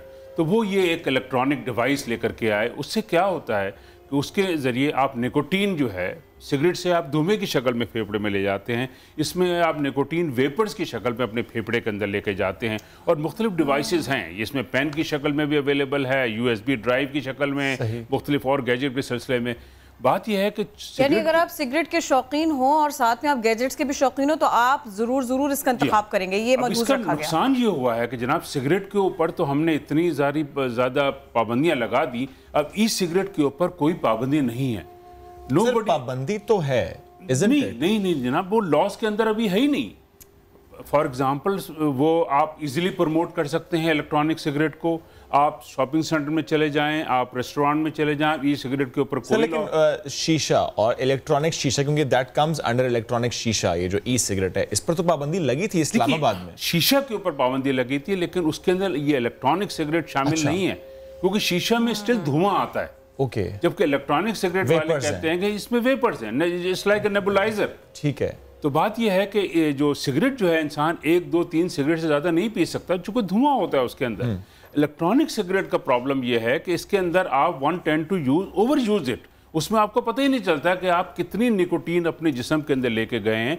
ये तो पहली डेथ हुई है। We have been warning people कि हम फेफड़ों की बीमारियां जो हैं, जहां जब ममालिक में ई सिगरेट का यूज़ बढ़ रहा है वहाँ तेज़ी से बढ़ गई हैं। तकरीबन 300-400 लोग पिछले चंद माह में दाखिल किए गए हैं अमेरिका में, क्योंकि अब ओवर यूज इसका। मुझे बताएं sir, if this is an e cigarette, इसके मुकाबले में जो दूसरे सिगरेट्स हैं कंपेयर करके बताएं मुझे, जो इससे हम निकोटीन ले रहे हैं वो कितनी। ऑन पेपर देखेंगे तो टोबैको इंडस्ट्री तो ये क्लेम करती है कि जनाब electronic cigarettes contain less toxins, less carcinogens, but the drawback ये है, इसका जो साइड इफेक्ट ये है कि टीनेजर्स को जब ये मैसेज दिया गया कि जनाब electronic cigarette is safer than conventional cigarette, तो क्या हुआ, टीनेजर्स ने लार्ज नंबर ऑफ लोगों जो अदरवाइज स्मोक नहीं करते, उन्होंने इलेक्ट्रॉनिक सिगरेट यूज शुरू कर दिया एज फैशन। इस वक्त हमारे पास जितने यंगस्टर्स आ रहे हैं, कल मेरे पास क्लिनिक में आखंड यूनिवर्सिटी में पेशेंट आ रहे हैं कि जनाब वो कहते हैं जनाब इलेक्ट्रॉनिक सिगरेट से हम एडिक्टेड हो गए हैं, हमें इसको छुड़ाओ। कल की पेशेंट में तो इसके लिए क्या करते हैं फिर? देखिए बात यह है कि इसके ऊपर अभी रिसर्च इतनी नहीं हुई है। बात यह है कि पहली जो सिगरेट आई थी कमर्शियल सिगरेट 1860 में आई थी और 1950 में पहली रिपोर्ट आई थी कि smoking causes lung cancer. Electronic cigarette अभी पिछले चंद सालों में आई है, इसके लॉन्ग टर्म इफेक्ट्स अभी हमें पता नहीं है क्या है, लेकिन अभी से हमें पता चलना शुरू हो गया है कि शॉर्ट टर्म इसके लंग में डैमेज काफी है। तय हो गया कि ई सिगरेट भी नुकसानदेह है, अच्छा खासा नुकसान पहुंचाती है, हद तो ये कि जान ले जाती है। अब जैसे कि शुएब कह रहे थे कि अगर कोई इसका इस्तेमाल कर रहा है, अब वो तर्क कैसे करे, छोड़े कैसे? देखिए बात यह है कि सबसे जैसे हम दीगर एडिक्शंस छुड़ा रहे हैं, ठीक उसी तरह से यहाँ पर भी काम करना पड़ेगा। पहली चीज तो ये इंसान को सोचने की जरूरत है कि अल्लाह ताला ने फेफड़े बनाए हैं ऑक्सीजन के लिए, फ्रेश एयर के लिए, वो फ्लेवर्स के लिए नहीं बनाए। आपके फेफड़े में कोई फ्लेवर रिसेप्टर नहीं है। किसी को अगर कॉफी पसंद है तो वो भाई कॉफी पी ले, किसी को एप्पल पसंद है एप्पल आइसक्रीम खा ले, एप्पल जूस पी ले। क्या उस फ्लेवर को धुएं की शक्ल में या वेपर्स की शक्ल में फेफड़े पे ले जाना जरूरी है? तो बात यह है कि ये तो बिल्कुल हम नेचर के खिलाफ काम कर रहे हैं। सही, लेकिन सर मुझे ये बताएं कि एक शख्स अब एडिक्टेड है, उसके लिए छोड़ना कितना आसान है, कितना मुश्किल है, क्या करे वो? देखिए nicotine is one of the most powerful addictive substance, more powerful than cocaine, heroin, marijuana, alcohol. इसको शुरू करना बड़ा आसान होता है, छोड़ना जो है खासा मुश्किल काम है, ये बात यकीनी है। लेकिन बात यह है कि विल पावर एंड डिटर्मिनेशन सबसे पहली चीज़ है। सही। पेरेंट्स को थोड़ा देखना चाहिए कि बात यह है कि हमारे मुल्क में चूंकि कोई देखने वाला नहीं है, बाज लोग इलेक्ट्रॉनिक सिगरेट के जरिए कैनबिस भी डिस्ट्रीब्यूट कर रहे हैं। वो पहला स्टेप है और उसके बाद जिस तरह आपने भी कहा कैनबिस डिस्ट्रीब्यूट लोग कर रहे हैं, लेकिन अगर आपको समझ आ जाए कि नुकसानदेह है तो फिर छोड़ना आसान है। Thank you so very much sir, आप साथ मौजूद थे जिस तरह आपने एडिक्शन है। हाँ, फौरन एक ब्रेक लेंगे और ब्रेक के बाद हम आपको बताएंगे कि रिश्तों में परेशानी कहाँ कहाँ और बच्चे भी एंग्जाइटी का होते हैं शिकार।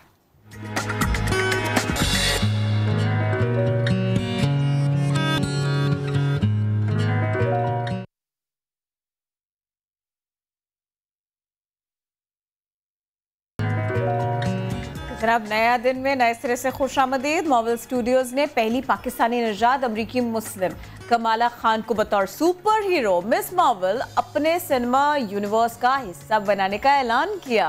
मार्वल के सरबराह केविन फेज ने डिज्नी की D23 एक्सपो में इस बात का ऐलान किया। कमाला खान का किरदार मार्वल कॉमिक्स में सबसे पहले 2013 में मुतारिफ कराया गया था, जो एक पाकिस्तानी नजाद अमरीकी सुपर हीरो मिस मार्वल का रूप धारती है। और इससे पहले कैरल डेनोरिस को कॉमिक्स में मिस मार्वल के तौर पर जाना जाता था, मगर जब इस किरदार को कैप्टन मार्वल का नाम दिया गया तो कमाला खान ने खुद को मिस मार्वल का खिताब दिया। नहीं, इस किरदार को मार्वल कॉमिक्स के किरदार कैप्टन मार्वल से मुतासर होकर बनाया गया था। तो ये मार्वल का पहला किरदार था जो कि मुस्लिम खातून का किरदार था और इसने दुनिया भर में शोहरत हासिल की। अगली खबर बिल्कुल जल्दी से आपको बता दें कि ब्लैक होल और न्यूट्रॉन सितारे का पहला नायाब नज़ारा किया गया।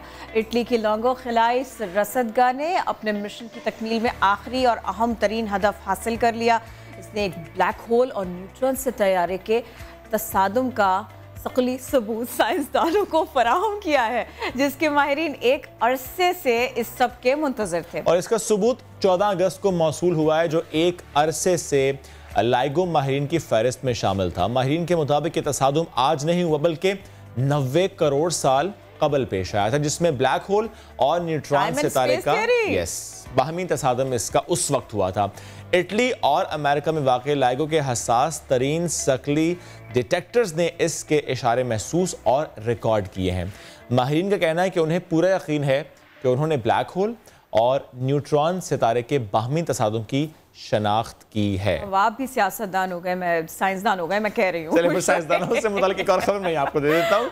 एक ब्लड टेस्ट तैयार किया गया है जो कि अगले 10 बरसों में किसी फर्द की मौत के इम्कानात की पेश गोई कर सकेगा। जैसे सिंपल ब्लड टेस्ट, वो डिटरमिन करेगा कि कहीं ये मरने वाला तो नहीं है। 10 सालों बाद या 10 सालों में जर्मनी के साइंसदानों ने 44,000 अफराद का तज्जिया किया और उसके बाद खून के 14 ऐसे बायोमेकर दरियाफ्त किए हैं जो मौत के ख़तरे पर असरअंदाज होते हैं। ये बायोमेकर क़ुव्वत मुदाफ़त से लेकर ग्लूकोज कंट्रोल, चर्बी की गर्दिश और दीगर जो मसाइल हैं उन पर मुश्तमिल हैं, उनकी निशानदही करते हैं। और इन बायोमेकर पर किए जाने वाले तजर्बात के दौरान 2 से लेकर 16 बरसों के दौरान किसी की मौत के बारे में 83% दुरुस्तगी पर मबनी पेश गोयां की हैं। ये ब्लड टेस्ट खैर फिलहाल अभी इस्तेमाल के लिए मुतारिफ नहीं कराया गया, अभी ये रिसर्च के फेजेस में है और अभी ज़ाहिर है इस पे और मजीद रिसर्च हो रही है। लेकिन साइंटिस्ट तवक्को कर रहे हैं कि मुस्तकबिल में बहुत कुछ इस सिलसिले में पता लगाया जा सकेगा। इलाज के लिए भी इसका इस्तेमाल कर सकेंगे, इलाज मुआलजे में भी इसकी भरपूर मदद मिल सकेगी। टाइटैनिक की बात कर लेते हैं। मशहूर समुद्री जहाज मूवी भी इस पर बन गई, लोगों को पसंद भी आ गई, लेकिन अब खबर यह आई है कि टाइटैनिक को समुद्र में मौजूद बैक्टीरिया खा रहा है।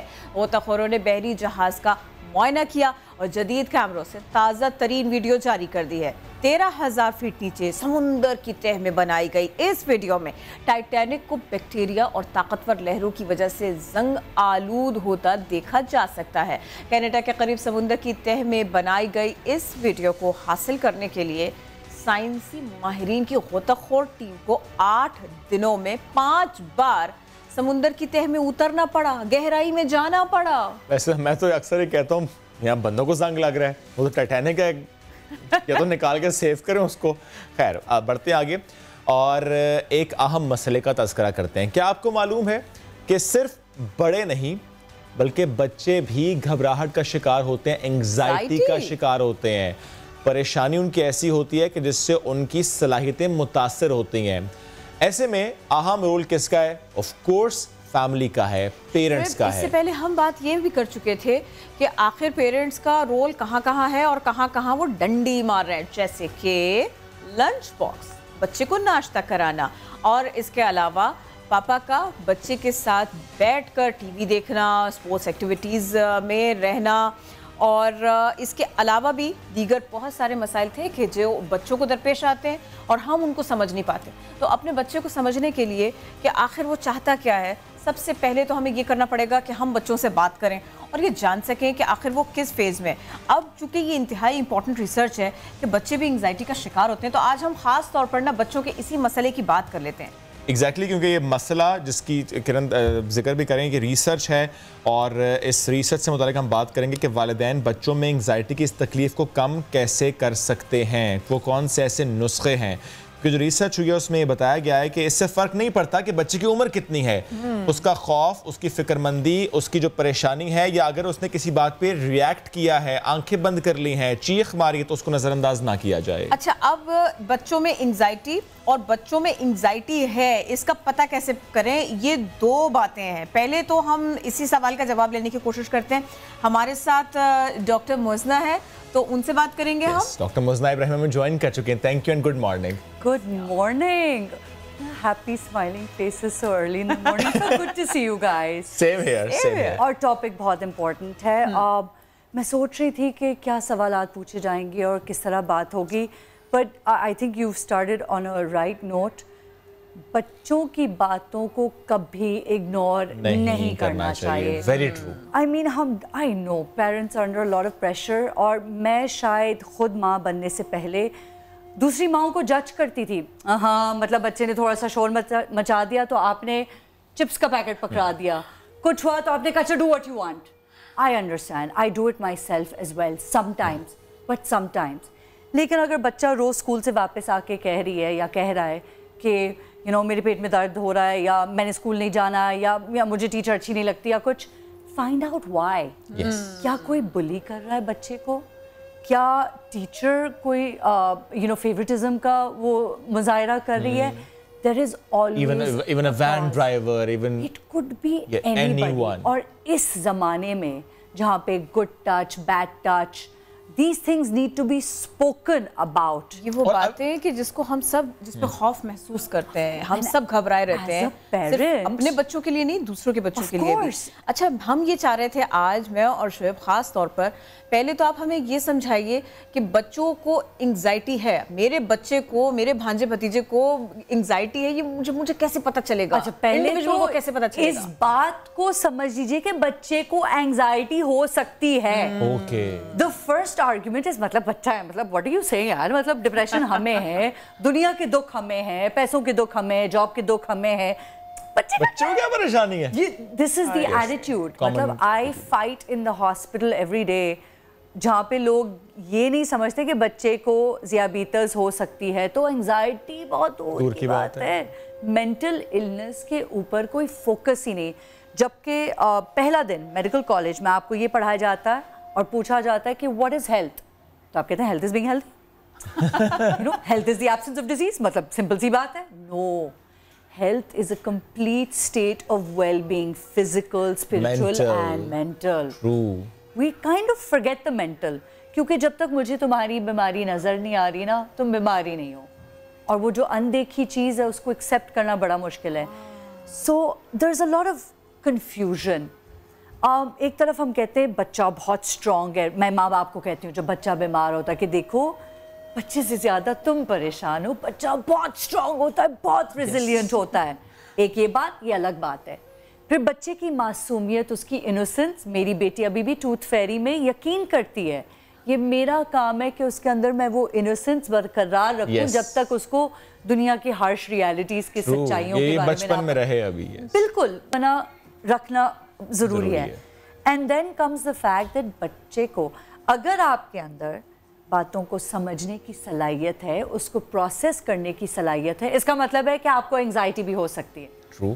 ठीक है, it's a whole thought process. अब छोटा सा एग्जांपल, कुछ दिन पहले बच्ची स्कूल से वापस आई, रोना धोना, क्या हुआ बेटा?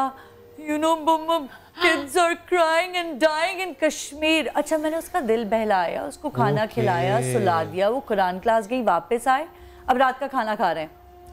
अचानक से खाना खाते खाते वो रोने लग गई। भाई क्या हुआ? अभी भी वो कश्मीर का इश्यू, उसने फुटेज देखी होगी या उसके सामने जिक्र हुआ होगा। आइडिया स्कूल में क्या बताया गया। अच्छा, जैसे हम कहीं फंस जाते हैं, अटक जाते हैं, हमारे बच्चों के साथ भी ऐसे होता है। वो अटक गई, उसकी सुई वहां पे अटक गई। Now in my head I am thinking कि उसको क्या पता, कश्मीर का जब इश्यू ही नहीं आपको समझ में आ रही बेटा, तो आपको मतलब और क्या समझ में। But she understood the children like me are dying and she was scared कि now she is going to be attacked. Okay. छोटे से जहन ने जो प्रोसेस किया उस इंफॉर्मेशन को, उससे उसको स्ट्रेस हुआ, वो एंग्शियस हुई, चाहे वो अपनी छोटी जिंदगी के लिए क्यों ना हुई, लेकिन बहरहाल वो हुई। It needs to be addressed. मैंने उसको समझाया, मैंने उसे कहा कि दुआ कर सकते हैं हम लोग, आपने स्कूल में क्या कहा, क्या किया, तो कहती है हमने पोस्टर्स बनाए। तो मैंने कहा देखो कितनी अच्छी बात है, I made a little video of hers और मैंने फेसबुक पे डाल दिया। जबरदस्त। अच्छा यही आपने, जो मैं समझ पाया हूँ, आपने उसे सुना और आपने उसको रिस्पॉन्ड किया, आपने ये नहीं कहा अच्छा छोड़ो इस पर बात नहीं करते। नहीं अंदर नजरअंदाज कर सकते आप बच्चों की बात। छोटी सी बात, कश्मीर इशू तो बहुत बड़ा प्रॉब्लम है ना। एक दिन हमने किसी बात को ठरकाने के लिए कह दिया कि मामा के पैसे खत्म हो गए, रात गई बात गई। अगले दिन मैंने कहा देखो चिप्स का पैकेट उठा लो, ऐसे कुछ दिनों के लिए जब स्कूल के लिए देर हो जाती तो कुछ समझ नहीं आता, तुम चिप्स का पैकेट और एक जूस का डब्बा डाल देते बैग में। तो उनसे कहा नहीं मुझे नहीं चाहिए। मैंने कहा वाह भाई चिप्स मना हो रहे हैं, मतलब कमाल, वेरी गुड, सेब ले लेते हैं। नहीं मुझे नहीं चाहिए। Oh my God. उसके एक दिन बाद मैंने कहा कि अच्छा बेटा तुम्हें वो जो छोटे छोटे जेलीज पसंद है, देखो यहाँ नजर आ रही, वो उठा लो, मैं अंडा डबल रोटी लेकर आती हूँ। काउंटर पे पहुंची तो वो नहीं लेकर आई वो अपना वो आइटम। तो मैंने कहा what's wrong with you, like are you feeling okay? No mama your money is finished. Oh my goodness, see how does she respond. सब कुछ सीरियस लेते हैं। बुरा लगा, आई फेल्ट सो बैड कि मेरी वजह से, ठीक है। And when I put that video on Facebook, लोगों ने स्कूल को अटैक किया कि मतलब इस उम्र में आप नहीं बच्चों को बता सकते। ना you give them information in right way, give them the information the right way. सिर्फ प्रॉब्लम बता के छोड़ ना दें, उसका सोल्यूशन भी बताओ ताकि they can process it in their head. Exactly. When I was practising medicine, अब क्योंकि मैं पीडियाट्रिक वार्ड में होती थी, कुछ बच्चे वहाँ पे बहुत लंबा अरसे कन्वलेसेंस पीरियड गुजारते थे। एंड रोज़ मतलब जब राउंड पे जाओ तो एक ही साल, जिस डिस्चार्ज कब होगा, डीसी कब होगा, डीसी कब होगा, तो लोग अपसेट होते थे, सीनियर डॉक्टर्स अपसेट होते थे कि मतलब हाय रोज़ वही सवाल, हाँ बेटा, हाँ जल्दी, हाँ। और हम आगे बढ़ जाते थे अगले बेड पे। टाइम की कमी, बहुत सारे पेशेंट्स, आई अंडरस्टैंड दैट। अच्छा अब क्योंकि हम ड्यूटी पे होते थे, आफ्टर द राउंड्स मैं जाके बच्चों को बैठ के पूरा ड्राइंग बना के समझाती थी कि बेटा देखो हमने तुम्हारा इतना बड़ा इंटेस्टाइन का टुकड़ा निकाला, तो जब तक तुम पहली दफ़ा वॉशरूम नहीं जाओगे, वी कांट डिस्चार्ज योर, देखो ये पूरा सिस्टम चल रहा है। और ये देखो, वंस अ चाइल्ड अंडरस्टैंड्स कि प्रॉब्लम क्या है, वो अपने जहन में उसको प्रोसेस करेगा, समझेगा, और वही अपने हीलिंग प्रोसीजर में इतनी मदद कर पाएगा जो हम कभी नहीं कर पाएंगे। एंड इसके थोड़े अरसे के बाद I watch this report on CNN जहाँ पे उन्होंने कहा कि पेशेंट को, चाहे वो कैंसर का पेशेंट क्यों ना हो, उसे पूरा प्रोसीजर समझाओ। He is not a doctor, लेकिन समझने के लिए और समझाने के लिए डॉक्टर होना ज़रूरी नहीं है। जस्ट कंसिडर कि सामने वाला इंसान भी इंसान है, भी सोच सकता है। अब आसान अल्फाज में समझाएं जरूर, रिकवरी टाइम कितना है वो समझेगा। बच्चा बहुत समझदार होता है। I am telling you, sometimes in the hospital, specially जब डायबिटीज डायग्नोज होता है बच्चों को, बच्चा 2 सेकंड में समझ लेता है ना, मैंने दिन में 3 दफ़ा इंजेक्शन देना और मैंने ये करना वो करना, और वहाँ पे माँ बाप जितेंद्र और श्रीदेवी बन के रो रहे होते हैं, अपसेट हुए होते, मुझे समझ आता मैं किसको कंट्रोल करूं, बच्चे को संभालने के उनके जो एंजाइटी में माँ बाप को है। मुझे ये बताएं कि जब बात करें स्कूल गोइंग चिल्ड्रन की, लेकिन मुझे पता है 2 साल का बच्चा या 1 साल का बच्चा, जैसे हम ये कहते हैं अगर तुमने ये कि मैं वॉशरूम में बंद कर दूंगा बहू आ जाएगा, इससे क्या होता है बच्चे के जहन पर? ठीक उसी तरह जैसे डॉक्टर जो कि समझदार आदमी है, वो पेशेंट से कहता है अगर तुमने ये गोलियां सही वक्त पे नहीं खाए और वजन कम नहीं किया ना, तो फिर मैं इंसुलिन लगा दूंगा। इससे 2 नुकसान है, एक तो हमने खामखाई में एक एम्प्टी थ्रेट दे दिया, ठीक है, और फिर हमने इंसुलिन को बैड गाय बना दिया। तो जब कभी उस बंदे के ऊपर वक्त आएगा इंसुलिन लगाने का, वो तो कहेगा कि नहीं ये तो बुरी चीज है, क्योंकि मुझे इसी चीज से डराया जाता है और पहले दिन से डराया जाता है। And eventually these threats will not matter.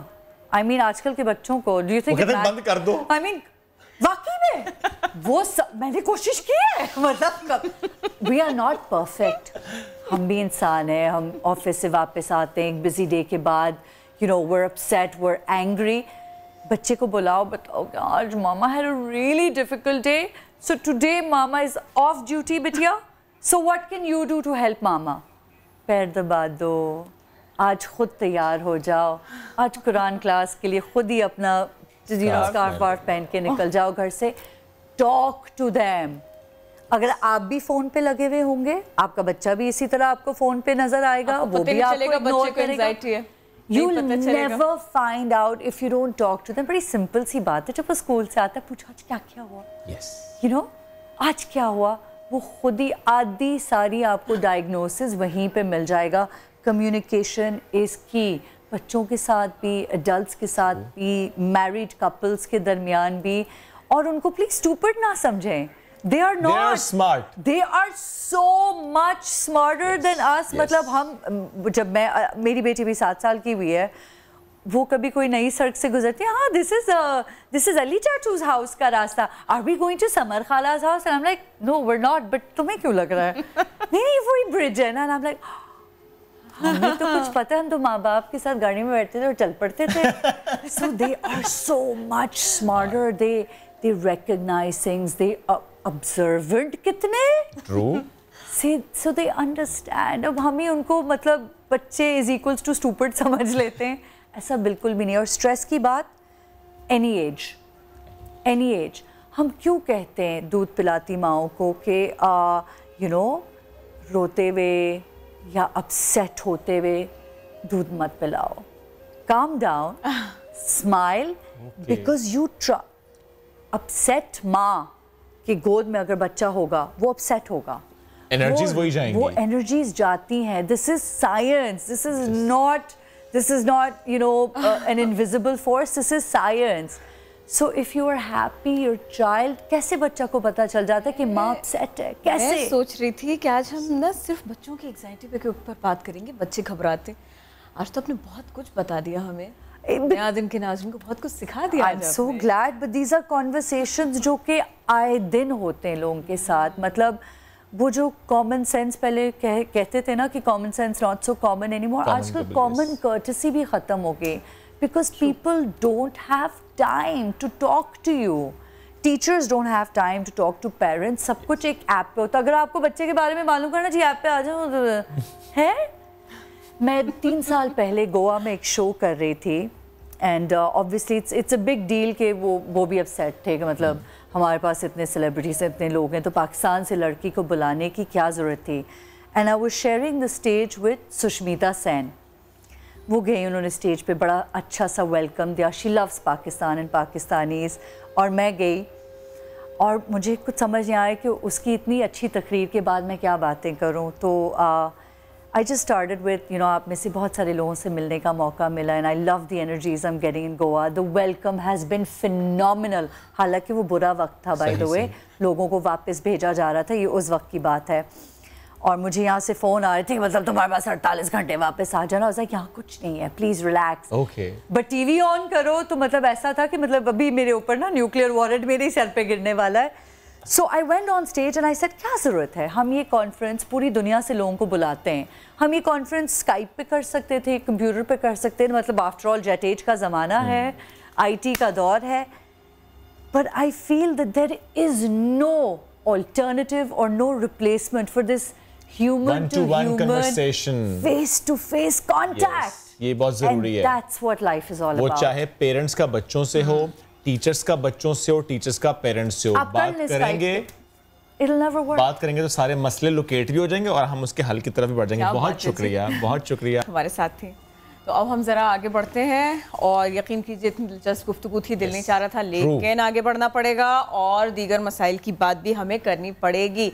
तो भाई कराची एक चैलेंज, कराची की सफाई एक चैलेंज, मुस्तफ़ा कमाल ने लिया एक चैलेंज, वसीम अख्तर बना रहे इसको मजीद चैलेंज। इस सारी सूरत हाल का अहाता करेंगे, हमारा साथ देंगे खुर्शीद आलम। खुर्शीद आलम की तरफ चलते हैं प्लीज।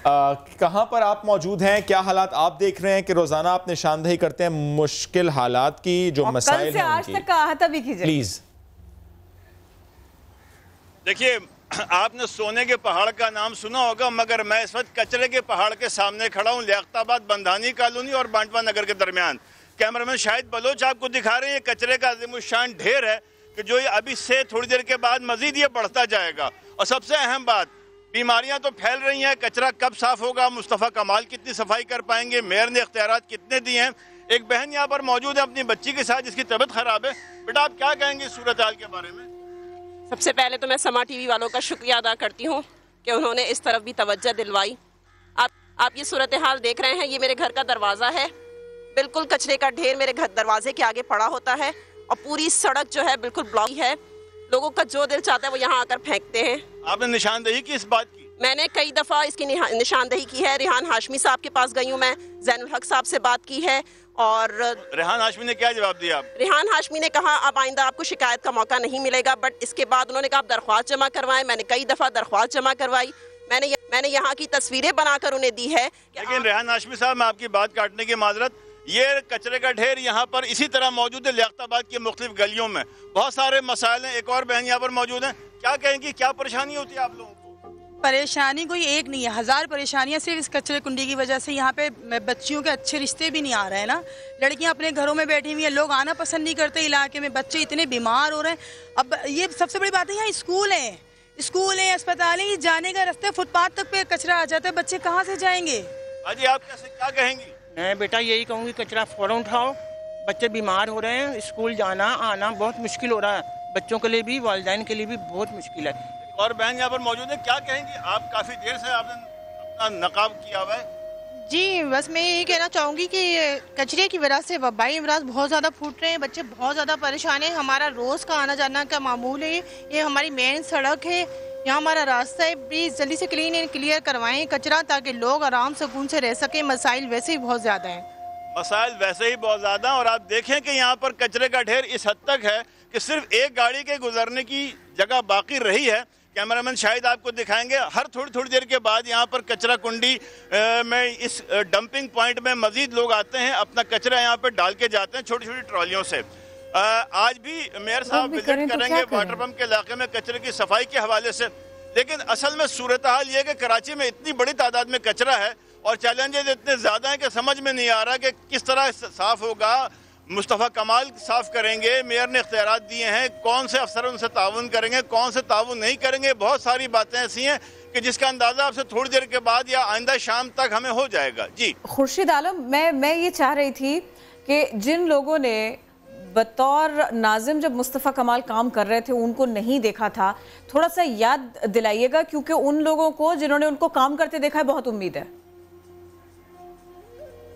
देखिए बात यह है कि नेमतुल्लाह खान और मुस्तफ़ा कमाल बहुत ताकतवर नाज़िम आला थे, वो काम करते थे, वो अपने अपने इलाकों में नज़र आते थे, क्राइसिस के दिनों में भी और वैसे भी दोनों ने बहुत तरक्की काम कराए थे। लेकिन अगर इख्तियारात की अगर आप बात करती हैं तो उसके मुकाबले में यकीनन वसीम अख्तर के पास वो इख्तियारात नहीं हैं। लेकिन जिस तरह उन्होंने वो 3 महीने के लिए इख्तियारात दिए हैं, इससे लगता यह है कि यकीनन मुस्तफ़ा कमाल को अगर वो इख्तियारात दिए जाएं उस वसाइल के साथ तो मुस्तफ़ा कमाल उसको करके दिखा सकते हैं। उन वसाइल के साथ कितना किया जाता है, उन वसाइल के साथ और ताउन कितना किया जाता है। खुर्शीद भाई मुझे ये भी बताएं कि कल से जब ये लेटर आया और उन्होंने भी कहा जी मैं चैलेंज कबूल करता हूँ, मीटिंग्स हुई, हंगामी मीटिंग्स हुई, सुबह 6 बजे भी खबरें आई कि सफाई हो रही है, अहाता कीजिएगा कितना काम हुआ है? देखिए अब तक सिवाय प्रेस कॉन्फ्रेंसेस के और बयानात के काम नहीं हो सका, पहले होता है ये नोटिस जारी हुआ जी। उसके बाद उन्होंने रात को प्रेस कॉन्फ्रेंस भी की, वहां असगद शाह स्टेडियम में एक बहुत बड़ा कचरे का ढेर है, लेकिन वहां पर भी उन्होंने यही कहा कि अफसरान कह रहे हैं कि मेयर साहब ने मना कर दिया है। अब आज दिन की रोशनी है, आज हम देखते हैं मेयर साहब जब आएंगे तो हम उनसे पूछेंगे कि आपने अपने जिस शख्स को प्रोजेक्ट डायरेक्टर गार्बेज लगाया है आपने उसको कितने इख्तियार दिए हैं ताकि कम से कम लियाकताबाद का कचरा उठे। ये मियाँ बीवी यहाँ पर परेशान है, अपने बच्चे के साथ आए हैं, ये बहन यहाँ पर परेशान है जो अपनी बीमार बच्ची के साथ खड़ी थी, और यहाँ के हज़ारों लोग हैं। यहाँ पर सबसे बड़ा मसला इस इलाके का ही नहीं है बल्कि लियाकताबाद हो, जिला वस्ती हो, कराची का कौन सा इलाका है जहाँ कचरा मौजूद नहीं है सिवाय उन गलियों के जहाँ पर कोई सूबाई वजीर रहता है, जहाँ पर इलीट क्लास के लोग रहते हैं, सिर्फ वहाँ पे कचरा नहीं है, वहाँ गंदगी नहीं है। वरना हम आप तो यही हैं, मजलूम, महरूम, महकूम, और हमारे लिए सारी तकालीफ है। गटर यहाँ बहता है हमारी गलियों में, कचरा यहाँ पड़ा हुआ होता है।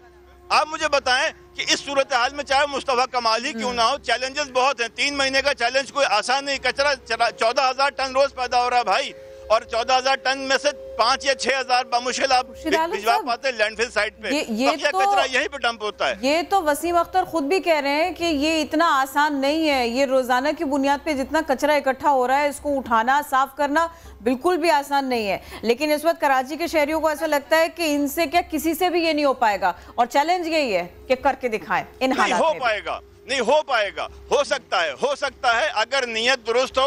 यकीन मुस्तफा कमाल के पास वो तजुर्बा मौजूद है, उसको बरूकार ले करके वो कर सकते हैं। लेकिन उनके साथ अगर यही मशीनरी उनके साथ ताउन नहीं करेगी तो वो नाकाम हो सकते हैं, और फिर ये कहा जाएगा कि देखें साहब उन्होंने दावा किया था वो डिलीवर नहीं कर सके। सिंपल सी बात है खुर्शीद भाई, सिंपल सी बात है कि सब इकट्ठे अगर बैठ जाएं और सब कह दें कि हम इकट्ठे निकलेंगे और इस मसले को हल करेंगे तो मसला हल होगा, वरना वही ब्लेम गेम होगी जो पिछले कई सालों से हम देखते आ रहे हैं।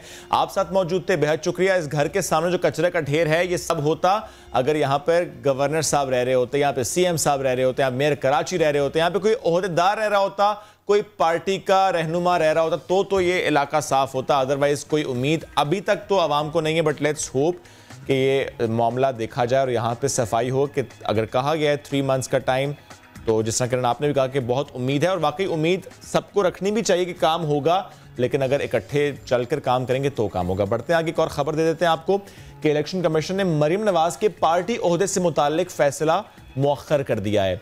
चीफ इलेक्शन कमिश्नर के मुताबिक सुप्रीम कोर्ट के फैसले और आर्टिकल 62 और 63 के इतलाक पर मजीद मुआवनत दरकार है। इस पर बात करेंगे, हमें ज्वाइन किया है जुल्करनैन इकबाल ने। जी जुल्करनैन। शुएब, 1 अगस्त को इलेक्शन कमीशन ने तफसीली दलाइल सुने फ्री कैन के, उसके बाद फैसला महफूज किया था जो आज सुनाया जाना था। आज जब केस कॉल हुआ इलेक्शन कमीशन में फैसले के लिए, तो चीफ इलेक्शन कमिश्नर ने दोनों फ्री कैन के मुआविन वकला जो वहाँ मौजूद थे उनको रोस्टम पे बुलाया और कहा कि अभी तक इलेक्शन कमीशन किसी हतमी नतीजे पर नहीं पहुंच सका, हमें वकला की मजीद मुआवनत दरकार होगी। इसलिए जो सुप्रीम कोर्ट की जजमेंट थी अफजल जो जुल्फकार भुट्टा केस में, जिसके तहत नवाज शरीफ को पार्टी ओहदे से हटाया गया था, उसके ऊपर और आर्टिकल 103 है जो इलेक्शन एक्ट का, उसके ऊपर उसको आर्टिकल 62 और 63 के पराए में पढ़ने के लिए मजीद मुआवनत हमें दरकार है। इसलिए 3 सितंबर की तारीख अब मुकर्रर की है, और मलिका बुखारी जिनका ताल्लुक पीटीआई से और मरियम नवाज और मुस्लिम लीग नून के वकला को हिदायत की गई है कि 3 सितंबर को वो इलेक्शन कमीशन में पेश होकर इन दोनों नुकात के ऊपर अपने तफसीली दलाइल दे के इलेक्शन कमीशन की मजीद मुआवनत करें। शुक्रिया, आपने अपडेट किया जुल्करनैन। तो आज जब हम आ रहे थे दफ्तर तो हमने क्या देखा? हमें धूप नहीं मिली, हमें बादल दिखाई दिए थे। तो कहानी में कोई ट्विस्ट आ रहा है क्या?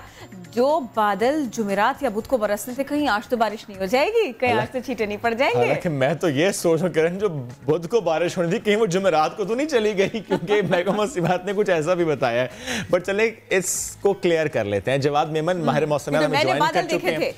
हाँ, बादल तो हम अक्सर देखते हैं, मसला ये वो कराची से गुजर के चले जाते हैं, बरसते नहीं है। इस बार तो बहुत बरसे थे शुएब। नहीं, मैं जनरली बात कर रहा हूँ। खैर अब छोड़ देते ना मैं माहिर मौसमियात बनती हूँ ना आप बनना भी नहीं चाहिए, हमारा काम ही नहीं है। हमारा काम नहीं है। जवाद साहब आप बताएं, जिनका काम है उनके पास चलते हैं। एग्जैक्टली, आप मेरी बात की तायद करेंगे या किरण की, या कोई नई बात करेंगे? जी अस्सलाम वालेकुम। वालेकुम सलाम। अच्छा शुएब, जैसे कि कल हमने अपडेट किया था प्रोग्राम पे, तो अब तक की सिचुएशन भी कुछ इसी तरीके से है, एग्जैक्टली उसी तरीके से चला आ रहा है जिस तरीके से ये सिस्टम कल हम एक्सपेक्ट कर रहे थे। और आज शाम या रात से जो है इसके कुछ असरात जो हैं वो थर और इस्लाम कोर्ट के एरिया में नज़र आना स्टार्ट हो जाएंगे, जबकि 28 तारीख यानी कि कल सिंध के अक्सर मकामात कराची समेत जो है इसके असर जो है वो नज़र आना स्टार्ट हो जाएंगे। और बारिश आज कराची का मौसम, प्लीज आज के बारे में बताएं। किरण, आज के कराची के मौसम के हवाले से बात की जाए तो थोड़ी गर्मी रहेगी, हब्स रहेगी, क्योंकि जैसे जैसे सिस्टम करीब आ रहा है उस तरीके से जो है वो विंड डायरेक्शन कुछ चेंज होगी, तो समंदरी हवाएं जो हैं वो काफ़ी हद तक स्लो हो जाएंगी। तो कराची वालों को 1 से 1.5 दिन जो है वो मजीद कुछ गर्मी और हब्स जो है वो थोड़ा बर्दाश्त करना पड़ेगा। बहरहाल बारिश जो है वो जुमेरात को होगी, ऐसा ही है? मैं फिर भी कहूंगी मेरी बात। इसका जो पीक इंटेंसिटी होगी वो वेडनेसडे नाइट, वेडनेसडे शाम से लेके कराची की स्पेसिफिकली बात हो रही है, तो वेडनेसडे शाम, वेडनेसडे नाइट से लेके थर्सडे और फ्राइडे के आफ्टरनून इवनिंग तक जो है वो काफ़ी हद तक अच्छे चांसेस हैं कि इस दौरान जो है ऑन एंड ऑफ कराची में बारिश होती रही। जबरदस्त, थैंक यू। आप साथ मौजूद थे और वैसे आपने किरण का साथ, कोई बात नहीं, ठीक है। मैं याद रखूंगा। मैं भी याद रखूंगा इस बात को, मतलब चंगी नहीं की थी। चले कोई बात नहीं जी, मौसम चंगा है ना? मौसम चंगा है, मौसम चंगा रहना भी चाहिए, बारिश हो, क्या बात है, क्या बात है। अच्छा, अगली खबर भी ऐसी है जिसपे हम कहें क्या बात है, क्या बात है, और ये जो कर रहे हैं उनके लिए कहेंगे वाह क्या बात है। जनाब इमेजिन करें आपने पाली हो बिल्ली और आपको जाना हो शहर से बाहर या कहीं और नहीं आप जा सकते, नहीं जा सकते। अरे जा सकते हैं, कैसे शोएब? आपने होटल में छोड़ जाएं। ओ वाओ, पालतू बिल्लियों का होटल, ये लेकिन अभी इस्लामाबाद में है। Very interesting. तो ये जी एक नौजवान उन्होंने इस मसले का हल निकाला कि जो बिल्लियां हैं, अगर आपने कहीं जाना तो आप इनके पास आएँ, ये बिल्लियों का बड़ा ख्याल रखेंगे, आओ भगत करेंगे, खिलाएं पिलाएं, नहलाएं धुलाएंगे और बड़ा ख्याल उनका रखेंगे। कितने सितारा होटल है ये? जी 5 सितारा होटल है। और इन सब के जो मालिक हैं, मतलब बिल्लियों के जो मालिक हैं, कहीं भी अगर जाएं, मुल्क से बाहर भी जाएं, तो वो बड़े खौफ के बगैर, एंग्जाइटी के बगैर, घबराए बगैर बिल्लियां यहाँ पर छोड़ के जा सकते हैं। तो इस होटल में क्या कुछ है, क्या बिल्लियों के लिए कोई स्विमिंग पूल भी है? अगर 5 स्टार होटल है ये, तो जरा बात करते हैं इस होटल के मालिक से। अदील आथर साहब ने हमें ज्वाइन किया है, थैंक यू सर। सर इस होटल से मुतालिक मुझे बताएं, अभी कितनी बिल्लियां हैं और ये कब से ये मामला चलता आ रहा है कि बिल्लियां आती जा रही हैं, यहाँ पे मुकीम होती हैं? सबसे ज्यादा आप बिल्लियों से प्यार करते हैं, तो ये इसी वजह से आइडिया आया जहन में कि मुझे ये करना चाहिए। बिल्कुल इसी तरह, अस्सलाम वालेकुम, बिल्कुल इसी तरह मेरे पास अपनी बिल्ली थी, मैंने तकरीबन 2 साल पहले उसको लिया था, अडॉप्ट किया था। तो उसके बाद ही मुझे आइडिया आया, क्योंकि मुझे भी ज़रूरत पड़ती थी कि कोई ऐसी फैसिलिटी हो जहाँ पे हम छोड़ के जा सकें। कभी अक्सर आउट ऑफ सिटी ट्रैवल करना पड़ता था, तो इसीलिए फिर आइडिया आया, तो फिर मैंने स्टार्ट कर दिया। तकरीबन 2 साल पहले स्टार्ट किया था। क्या बात है। अच्छा, बिल्लियों को नहलाना एक इम्तिहान होता है ना, बहुत मुश्किल है। इनका मूड ख़राब हो जाए, इनको खाना खिलाना मुश्किल होता है, थोड़ा सा इनके न्याव नखरे जो है ना वो झेलने पड़ते हैं। वो करते हैं आप प्यार से, वो एक अलग बात है। ये बताइए, इन सारी की सारी सहूलतों का ख्याल रखा जाता है आपके यहाँ? जी जी बिल्कुल, उनको ग्रूमिंग की फैसिलिटी भी अवेलेबल है, और डेफिनेटली उनको पानी से बहुत डर लगता है बिल्लियों को, तो वो नहलाते वक्त तो बहुत ज़्यादा वो स्ट्रेस में आ जाती हैं। लेकिन ये कि कुछ टिप्स हैं जिनके थ्रू उनको इनका स्ट्रेस लेवल थोड़ा कंट्रोल में ले आते हैं। बताएं इस बारे में, क्या है वो टिप्स प्लीज? बस पानी को आहिस्ता आहिस्ता इंट्रोड्यूस कराना होता है। एकदम से प्रेशर वाला पानी देख के वो डर जाते हैं कि पता नहीं क्या सैलाब आ गया, तो आहिस्ता आहिस्ता से पानी से इंट्रोड्यूस कराना होता है। ये एक दफा पूरी बाल्टी नहीं फेंक देते करें इसी तरह है, बिल्कुल। अच्छा, मुझे तो बैक से नहलाना शुरू करना होता है, आहिस्ता आहिस्ता फ्रंट की तरफ। ये बिल्कुल ऐसे है, सर्दियों में हम खुद नहाते हैं, पहले आहिस्ता आहिस्ता पानी पड़े। अच्छा, मुझे ये बताएं कि ये पर रूम चार्जेस क्या हैं बिल्ली के? पर नाइट स्टे चार्जेस क्या आपके होटल में बिल्ली के लिए? पर रूम जी बिल्कुल 500 पर डे चार्जेस हैं। नॉट बैड, बेहतरीन है। तो ये तो मतलब अफोर्डेबिलिटी है। जाहिर है जिसने बड़े नाज नखरे से बिल्ली को पाला वो 500 रुपए तो आराम से दे देगा। डेफिनेटली इनकी डेली इन सारे रूम्स की क्लीनिंग होती है, फिर इनका लिटर ट्रे होता है, उसकी 3 टाइम्स क्लीनिंग होती है। इसी तरह फूड इनको 3 टाइम सर्व किया जाता है, और फिर नीट एंड क्लीन एनवायरनमेंट रखना पड़ता है, टेम्परेचर मेंटेन करना पड़ता है 26 से 30 डिग्री सेंटीग्रेड के दरमियान। और इनके खेलने का भी इंतजाम है? सारा कुछ होता है इंक्लूडेड। इनके खेल कूद का भी इंतजाम है? प्ले एरिया सेपरेट है उसमें। ये बिल्कुल बिल्कुल, वैसे तो इनका स्लीप टाइम सेपरेट होता है ताकि इनके बीच में आपस में कोई इन्फेक्शंस ना इनको लगें। तो प्ले टाइम बिल्कुल है, इनका प्ले एरिया सेपरेट है, वहाँ पे इनके टॉयज वगैरह भरे हुए हैं, तो वहाँ पे इनका एक एक करके इंडिविजुअली प्ले टाइम हम। और जो आपस में कभी 2 बिल्लियों की लड़ाई हो जाए तो फिर क्या करते हैं? हैंडशेक कैसे कराते हैं? नहीं लड़ाई, हाँ लड़ाई तो नहीं, एक दूसरे को रेजिस्ट करते हैं। जी जी वही पीछे हो जाती हैं और फाइट की नौबत नहीं आती। ओके। और जो एक बार बिल्ली आपके पास आती है वो दोबारा आपके पास आना चाहती है, ऐसे ही होता है कि मानो आई थी और उसको यहाँ पे इतना अच्छा लगा कि उसने कहा कि नहीं मुझे यहीं जाना है। यानी वो कहते हैं कि मालिक से आप जाएं, शहर से बाहर जाएं। यहाँ पे आती हैं, बिल्कुल बिल्कुल। जब वो यहाँ पे आती हैं तब उनको स्ट्रेस होता है कि उनका एनवायरनमेंट चेंज हो जाता है, लेकिन जब कुछ टाइम गुजर जाता है, 1 हफ्ता गुजर जाता है, तो वो फिर यहाँ सेटल हो जाती हैं। फिर जब वो वापस अपने घर जाती हैं फिर उनको थोड़ा सा टाइम लगता है सेटल होने में। और टोटल कितनी कैपेसिटी कितनी है एनवायरनमेंट में होती है? कैपेसिटी कितनी है होटल की? इस टाइम तो 20 कैट्स के बोर्ड करने की फिलहाल कैपेसिटी है। ओके जी, 20 कैट्स की फिलहाल फैसिलिटी है। एक्सटेंड भी ऐसा भी होता है कि 20 से ऊपर हो जाए फिर आपको कुछ बिल्लियां वापस करनी पड़ेगी? नहीं आप अपने कैट को ले जाइए, मैं नहीं कर सकता। नहीं, फिर रूम शेयरिंग की फैसिलिटी इंट्रोड्यूस करा देते होंगे। इसी तरह ईद, बिल्कुल ईद के ऊपर होता है ऐसा कि ओवर क्राउडेड हो जाता है, तो उसमें ये कि क्योंकि पूरा ये फैसिलिटी इसमें काफ़ी सारे रूम्स अवेलेबल हैं, तो वो हम किसी तरह मैनेज कर लेते हैं उनको मुख्तलिफ रूम्स में, लेकिन ये कि एक्सपैंड करने का इरादा है बिल्कुल इसी तरह, क्योंकि ईद के ऊपर और मुख्तलिफ इवेंट पे जब छुट्टियाँ होती हैं तो बहुत रश होता है। एक कैट कितने दिनों के लिए आपके पास रह सकती है या रही है अभी तक ना? इतने ज्यादा दिन, सबसे ज्यादा ये वाली कैट जो थी ना, ये मेरे पास इतना टाइम हमारे पास हमारे होटल में रही, वो बताएं। बिल्कुल सबसे लंबा जो इनका स्टे था वो 2 मंथ्स का था। बेसिकली 2 कैट्स थी, तो उनके जो किधर गया था इनका मालिक 2 महीने और उसे याद भी नहीं आई अपनी बिल्लियों की।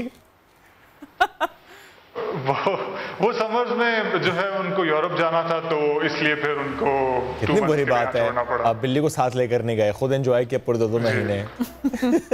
Just kidding. Thank you Adeel, thank you so very much. लेके जाने के लिए काफी टेक्निकल, काफी यस, उसमें काफी ज़्यादा हिंड्रेंस है, मतलब टेक्निकल इश्यूज होते हैं, तो इसलिए वो आपको सौंप के जाते हैं अपनी प्यारी सी बिल्ली। थैंक यू, आप साथ मौजूद थे जिसने आपने कहा कि इसको भी एक्सटेंड भी करना चाह रहे हैं। खैर, हम आगे बढ़ते हैं और कुछ बात करेंगे आर्ट की, और ज़बरदस्त आर्ट, क्योंकि हम देखते हैं कि आर्ट से लगाव सबको होता है, सबका लगाव डिफरेंट भी होता है। ओरिगामी आर्ट, इसकी आज हम बात करते हैं। बहुत डिफरेंट है, वेरी डिफरेंट, बहुत डिफिकल्ट है, very difficult as well. 3D 4D origami art, किस तरह पेपर से अपने फन का मुजाहरा किया जा रहा है। मुल्क के बासलाहियत आर्टिस्ट शुएब जफर हमें ज्वाइन कर रहे हैं, उनसे हम बात करते हैं कि कब से वो इस ओरिगामी आर्ट से मुंसलिक हैं और कितना ज़बरदस्त वो काम करते चले जा रहे हैं कि पजीराई उनको मिल रही है। लेकिन जिनको नहीं मालूम ओरिगामी आर्ट क्या है, मैं चाह रहा हूँ पहले हम ये 3D 4D ओरिगामी आर्ट से मुतालिक बात करें, और ये भी पूछे और फिर इसी की तरफ इंटरेस्ट क्यों, ये भी पूछे। यस, तो पहले बताएं, एक्सप्लेन दिस ओरिगामी आर्ट। देखिए कागज़ से चीज़ें बनाने को ओरिगामी कहते हैं। मतलब हर कोई बचपन में कागज़ से हवाई जहाज़ या कश्ती वगैरह तो बनाता ही होगा, आपने भी बनाई होगी, मैंने भी बनाई है। तो 7th क्लास में था जब मैंने पहली दफ़ा 3D ओरिगामी बनाई। इसमें यूट्यूब सर्च कर रहा था और साइट पे रिलेटेड वीडियोस में 3D मैजिक बॉल आया, ये इस तरह का था। तो उसको देख के मेरी क्यूरियोसिटी बढ़ गई, तो मैंने वीडियो लगाई और पूरी वीडियो देखी और मैंने सोच लिया कि मैंने ये बनाना है। पहली दफ़ा मैंने बनाया तो 3 दिन लग गए मुझे, और आखिर में वो पेपर इतने फोल्ड्स के बाद इतना नरम हो गया था कि वो फट गया था पेपर। उसके बाद मैंने दोबारा थोड़ा सा उसका इजी वर्जन बनाया और वो सक्सेसफुली बन गया। तो उधर से मेरा कॉन्फिडेंस बूस्ट हुआ और इसको मैं आगे नेक्स्ट लेवल तक लेके जाता रहा। और बाकी इसकी अगर आप कह लें कि मुश्किल कितना है, तो वो इस तरह आप अंदाज़ा लगा सकते हैं कि एक पीस को बनाने में महीने लग जाते हैं, तकरीबन 2 से 4 महीने लग जाते हैं एक पीस को बनाने में। ये बताएं किस उम्र में आपने ये सब कुछ बनाना शुरू किया था? मेरी उम्र थी उस वक्त ऑलमोस्ट 14 इयर्स का था मैं, और 7th क्लास में था स्कूल में। तो तब से मतलब मैंने ये चीज़ें बनाना शुरू की। ज़बरदस्त। 7th क्लास में थे जब आपने ये स्टार्ट किया था, लेकिन अब तो आप बड़े एक्सपर्ट हैं इसमें, तो क्या आप अपनी ये एक्सपर्टीज़ ट्रांसफ़र भी करते हैं, किसी को सिखाते भी हैं, कोई सीखना चाहे तो? इतना मेरे पास टाइम तो नहीं होता कि मैं सिखाऊं। मैं अपने इर्द गिर्द वाले लोगों को सिखाता हूं जो इंटरेस्टेड होते हैं, लेकिन ज़्यादातर लोग ये होता है कि उनको देख के तो अच्छा लगता है, वो शुरू कर देते हैं बनाना, लेकिन इसमें क्योंकि टाइम बहुत ज़्यादा चाहिए होता है, जिस तरह मैंने अभी बताया कि 2 से 4 महीने लग जाते हैं एक चीज़ को बनाने में, और पेशेंस चाहिए होता है काफ़ी, तो वो अक्सर लोग तो अगले दिन ही क्विट कर देते हैं। हाँ, सीखने का तो मेरा भी दिल चाह रहा है वैसे ये।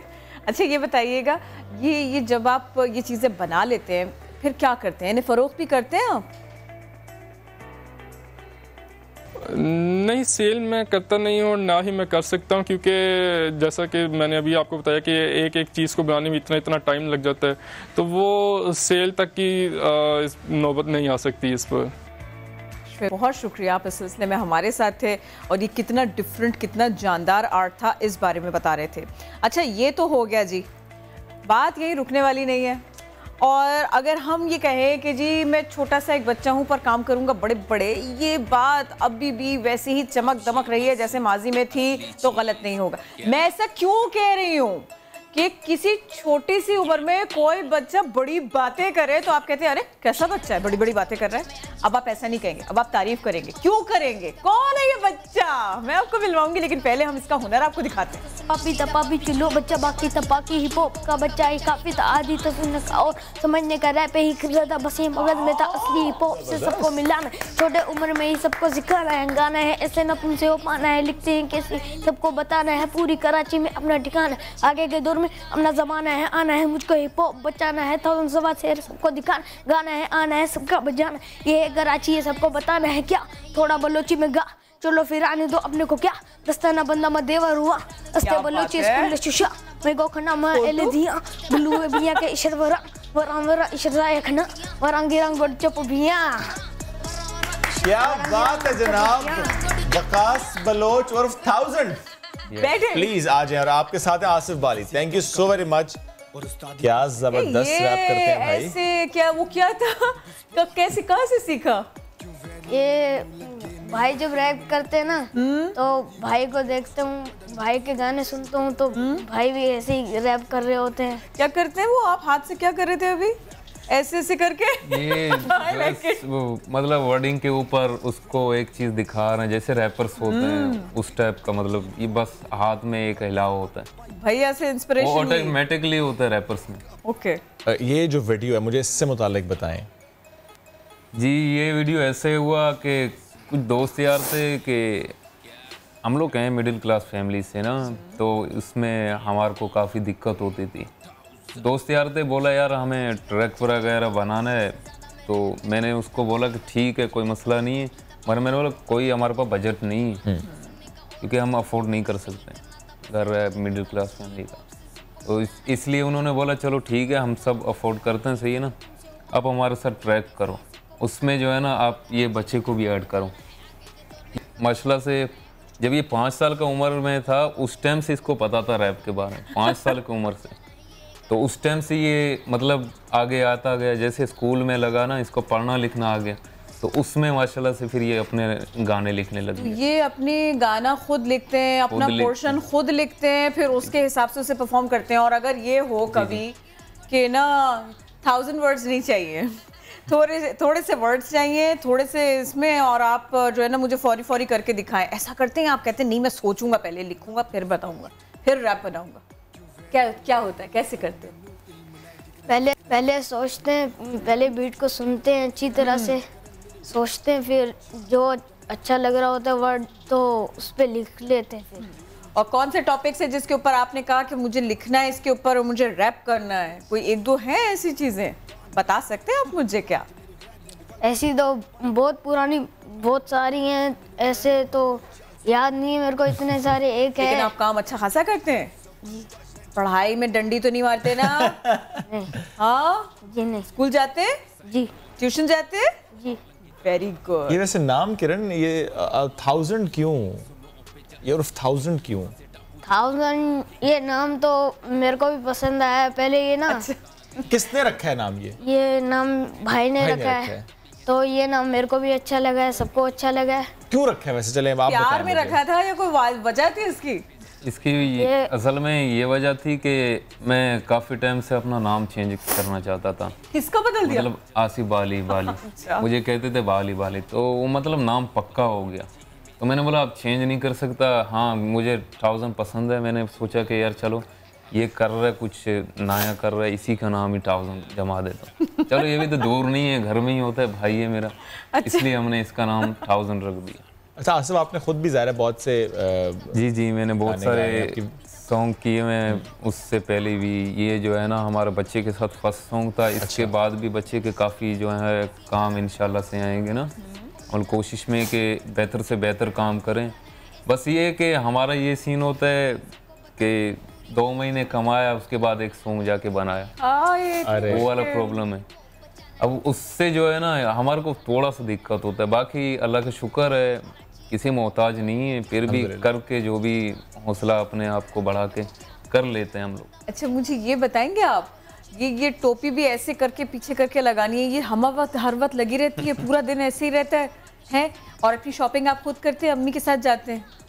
जी नहीं। ये शर्ट पहनना, ये पैंट्स चाहिए, ऐसे जूते चाहिए? जी नहीं, जब शॉपिंग करने जाते हैं ना तो दोनों भाई साथ में जाते हैं, तो वहाँ पर देखते हैं कुछ अच्छा दिखता है तो उसको ना देखते फिर वही खरीदते हैं। तो यही आपके भाई भी हैं और ये आपके सबसे अच्छे दोस्त भी हैं और यही आपके टीचर भी हैं और अपनी सारी बातें इनसे शेयर करते हैं? जी। इसको मैंने स्कूल जाने से पहले ही इंग्लिश पढ़ाना सिखा दिया था घर में ट्यूशन दे के। जब इसको स्कूल में हम लगाने गए थे तो माशाल्लाह से इसको इंग्लिश उर्दू पढ़ना आ गया था, तो मैंने सिखा दिया था घर में ही।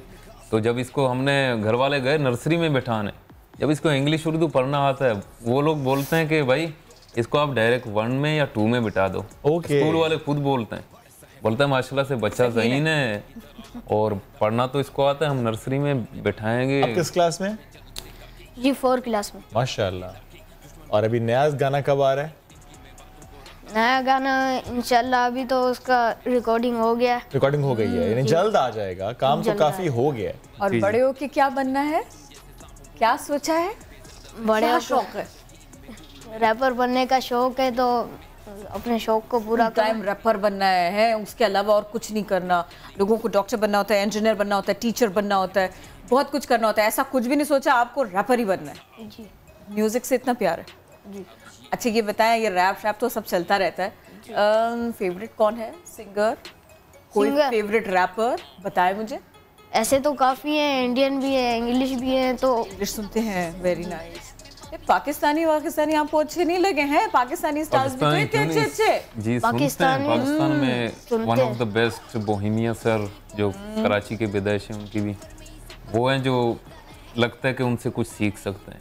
तो हमको शुरू में इंग्लिश समझ नहीं आता था बिल्कुल भी, अभी भी काफ़ी हद तक नहीं आता है, मतलब काफ़ी हद तक समझ लेते हैं, इतना पाकिस्तानी इंग्लिश से बहुत अच्छा है। हाँ, अच्छा बोहेमिया का वो इंग्लिश मतलब वो पंजाबी में पोएट्री करता था, तो उसको मैं देखता था, आज से तकरीबन 10-11 साल पहले की बात है।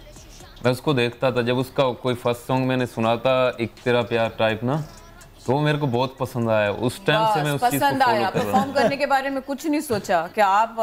नहीं परफॉर्मिंग मैंने यही सोचा ना, मैंने बोला यार कुछ आगे जाके करना है, पर घर के प्रॉब्लम थे, स्कूल भी पढ़ता था, काम उसके साथ में करता था, तो मतलब सब चीज़ अफोर्ड करने थे। फिर अबू भी परेशान थे, बीच में मसले मसाइल जैसे घरेलू होते हैं ऐसे भी होते थे। बाकी अल्लाह का शुक्र है, उसके बाद हमारा अपना कमर बलोच है, क्यूबी बलोच, जो हमारे को सपोर्ट करते हैं, हमारा बड़ा भाई है, तो ये हमारे को बहुत उसने इज्जत दिया, उसने टैलेंट को पहचाना, उसने जो हिडन टैलेंट है उसको और आगे करने की कोशिश की, और अल्लाह का शुक्र है आज उसके वजह से आज आपके साथ बैठे हैं। कुछ सुनाएंगे नहीं? कोई बोहेमिया का अगर परफॉर्म दोनों कर दें तो, या अपना भी कुछ हमें चलेगा? अपने सुने चलो, फिर मैं आपको अपना एक लेटेस्ट ट्रैक है जो अकेला ट्रैक है, उसका नाम अकेला है, तो उसमें मतलब कुछ बातें मैंने लिखी। देखते ही देखते बदल गया सब, कभी नहीं रुकता किसी के लिए वक्त, जब मुझे होश आए गौर किया मैंने तब तक सब हो चुका ख़त्म था, बैठा किया मैंने इंतज़ार में बेरोज़गार गुनहगार, क्योंकि मेरे पास स्याही न कलम था, जो इलम था वो भी मैं भूल गया, क्या बनना था मुझको दुनिया में, शायद इसी के लिए तो जन्म लिया, क्यों गम दिया मुझको धकेला, मेरे अपनों ने मेरे साथ खेला, मेरी ज़िंदगी ने मुझको है झेला, ये नफ़रत सब जगह फैला। क्या बात है। और आप भी अगर कुछ सुनाएं? लफ्ज़ पूरी कहानी है आपके पास। जी ये लिखते हैं, बस उसको टाइमिंग देते हैं, जो हमारे पोएट्री होती है ये उर्दू में मैं काफ़ी कोशिश करता हूँ कि लिखूँ। अच्छा करते हैं हम वैसे लैंग्वेज में हमारे काफ़ी बलोच रैपर्स हैं, लियारी अंडरग्राउंड आपने सुने होंगे शायद। यस बुलाए भी थे हमने। हाँ माशाल्लाह से वो बलोची में अच्छा करते हैं, हमसे शायद बलोची में बहुत बेहतर है, और हम जो बलोची बोलते हैं वो मतलब भुट्टी साहब जो नवाब अकबर भुट्टी थे उनकी ज़ुबान हमारी ज़ुबान एक ही थी, तो हम कराची वाला मतलब लैंग्वेज इतना इस्तेमाल नहीं करते, चलिए अगर इसलिए हमने बलोची में नहीं किया, हमने उर्दू कोई बात नहीं है। अब बहुत होशियार है ना, बिल्कुल चुपचाप बैठे हैं, बड़े भाई सुना देंगे और बस बात खत्म हो जाएगी। 1000 ऐसे नहीं होगा, तो परफॉर्म कर दो हमारे लिए प्लीज। हाँ हो सकता है, नया आने वाला वही कर दो, चलेगा, हमें सूट करेगा। जिले के अलावा आप पेश करने, लेकिन अभी 2-3 शायरी आप लिख रहे थे। चले जी सुने। मुझे कहते हैं जो बच्चा वो खुद बचे, इनकी अकल में इजाफा करूँ सामने आए, उर्दू हिप हॉप में यही बच्चा सबको खाए, दुआ करता हूँ सामने न कोई भी आए, नो दिखा ना समझ में हूँ लिरिकली हाय, हर बार मेरा हैवी जैसे खान की चाय, 1000 मेरा नाम यही आग लगाए, मुझे सुन के ये बड़े रैपर सर को जाए, पला हूँ छोटी इन गलियों में। वाह क्या बात है। देखिए उन्होंने तो मैसेज दे दे कि मुझे बच्चा ना कहो भाई, बच के रहो जरा मुझसे। बाकी जब ये कुछ कहते हैं कुछ लिखते हैं तो उसमें ज़ाहिर है एक मैसेज होता है, उसमें एक कहानी होती है। हम बढ़ते हैं अब आपको अल्लाह हाफिज़ कहने की तरफ, क्योंकि हम आपसे मुलाकात करें कल दोबारा नए मेहमानों और नए मौज़ूआत के साथ। रखिए अपना ख्याल, तब तक के लिए अल्लाह हाफिज़।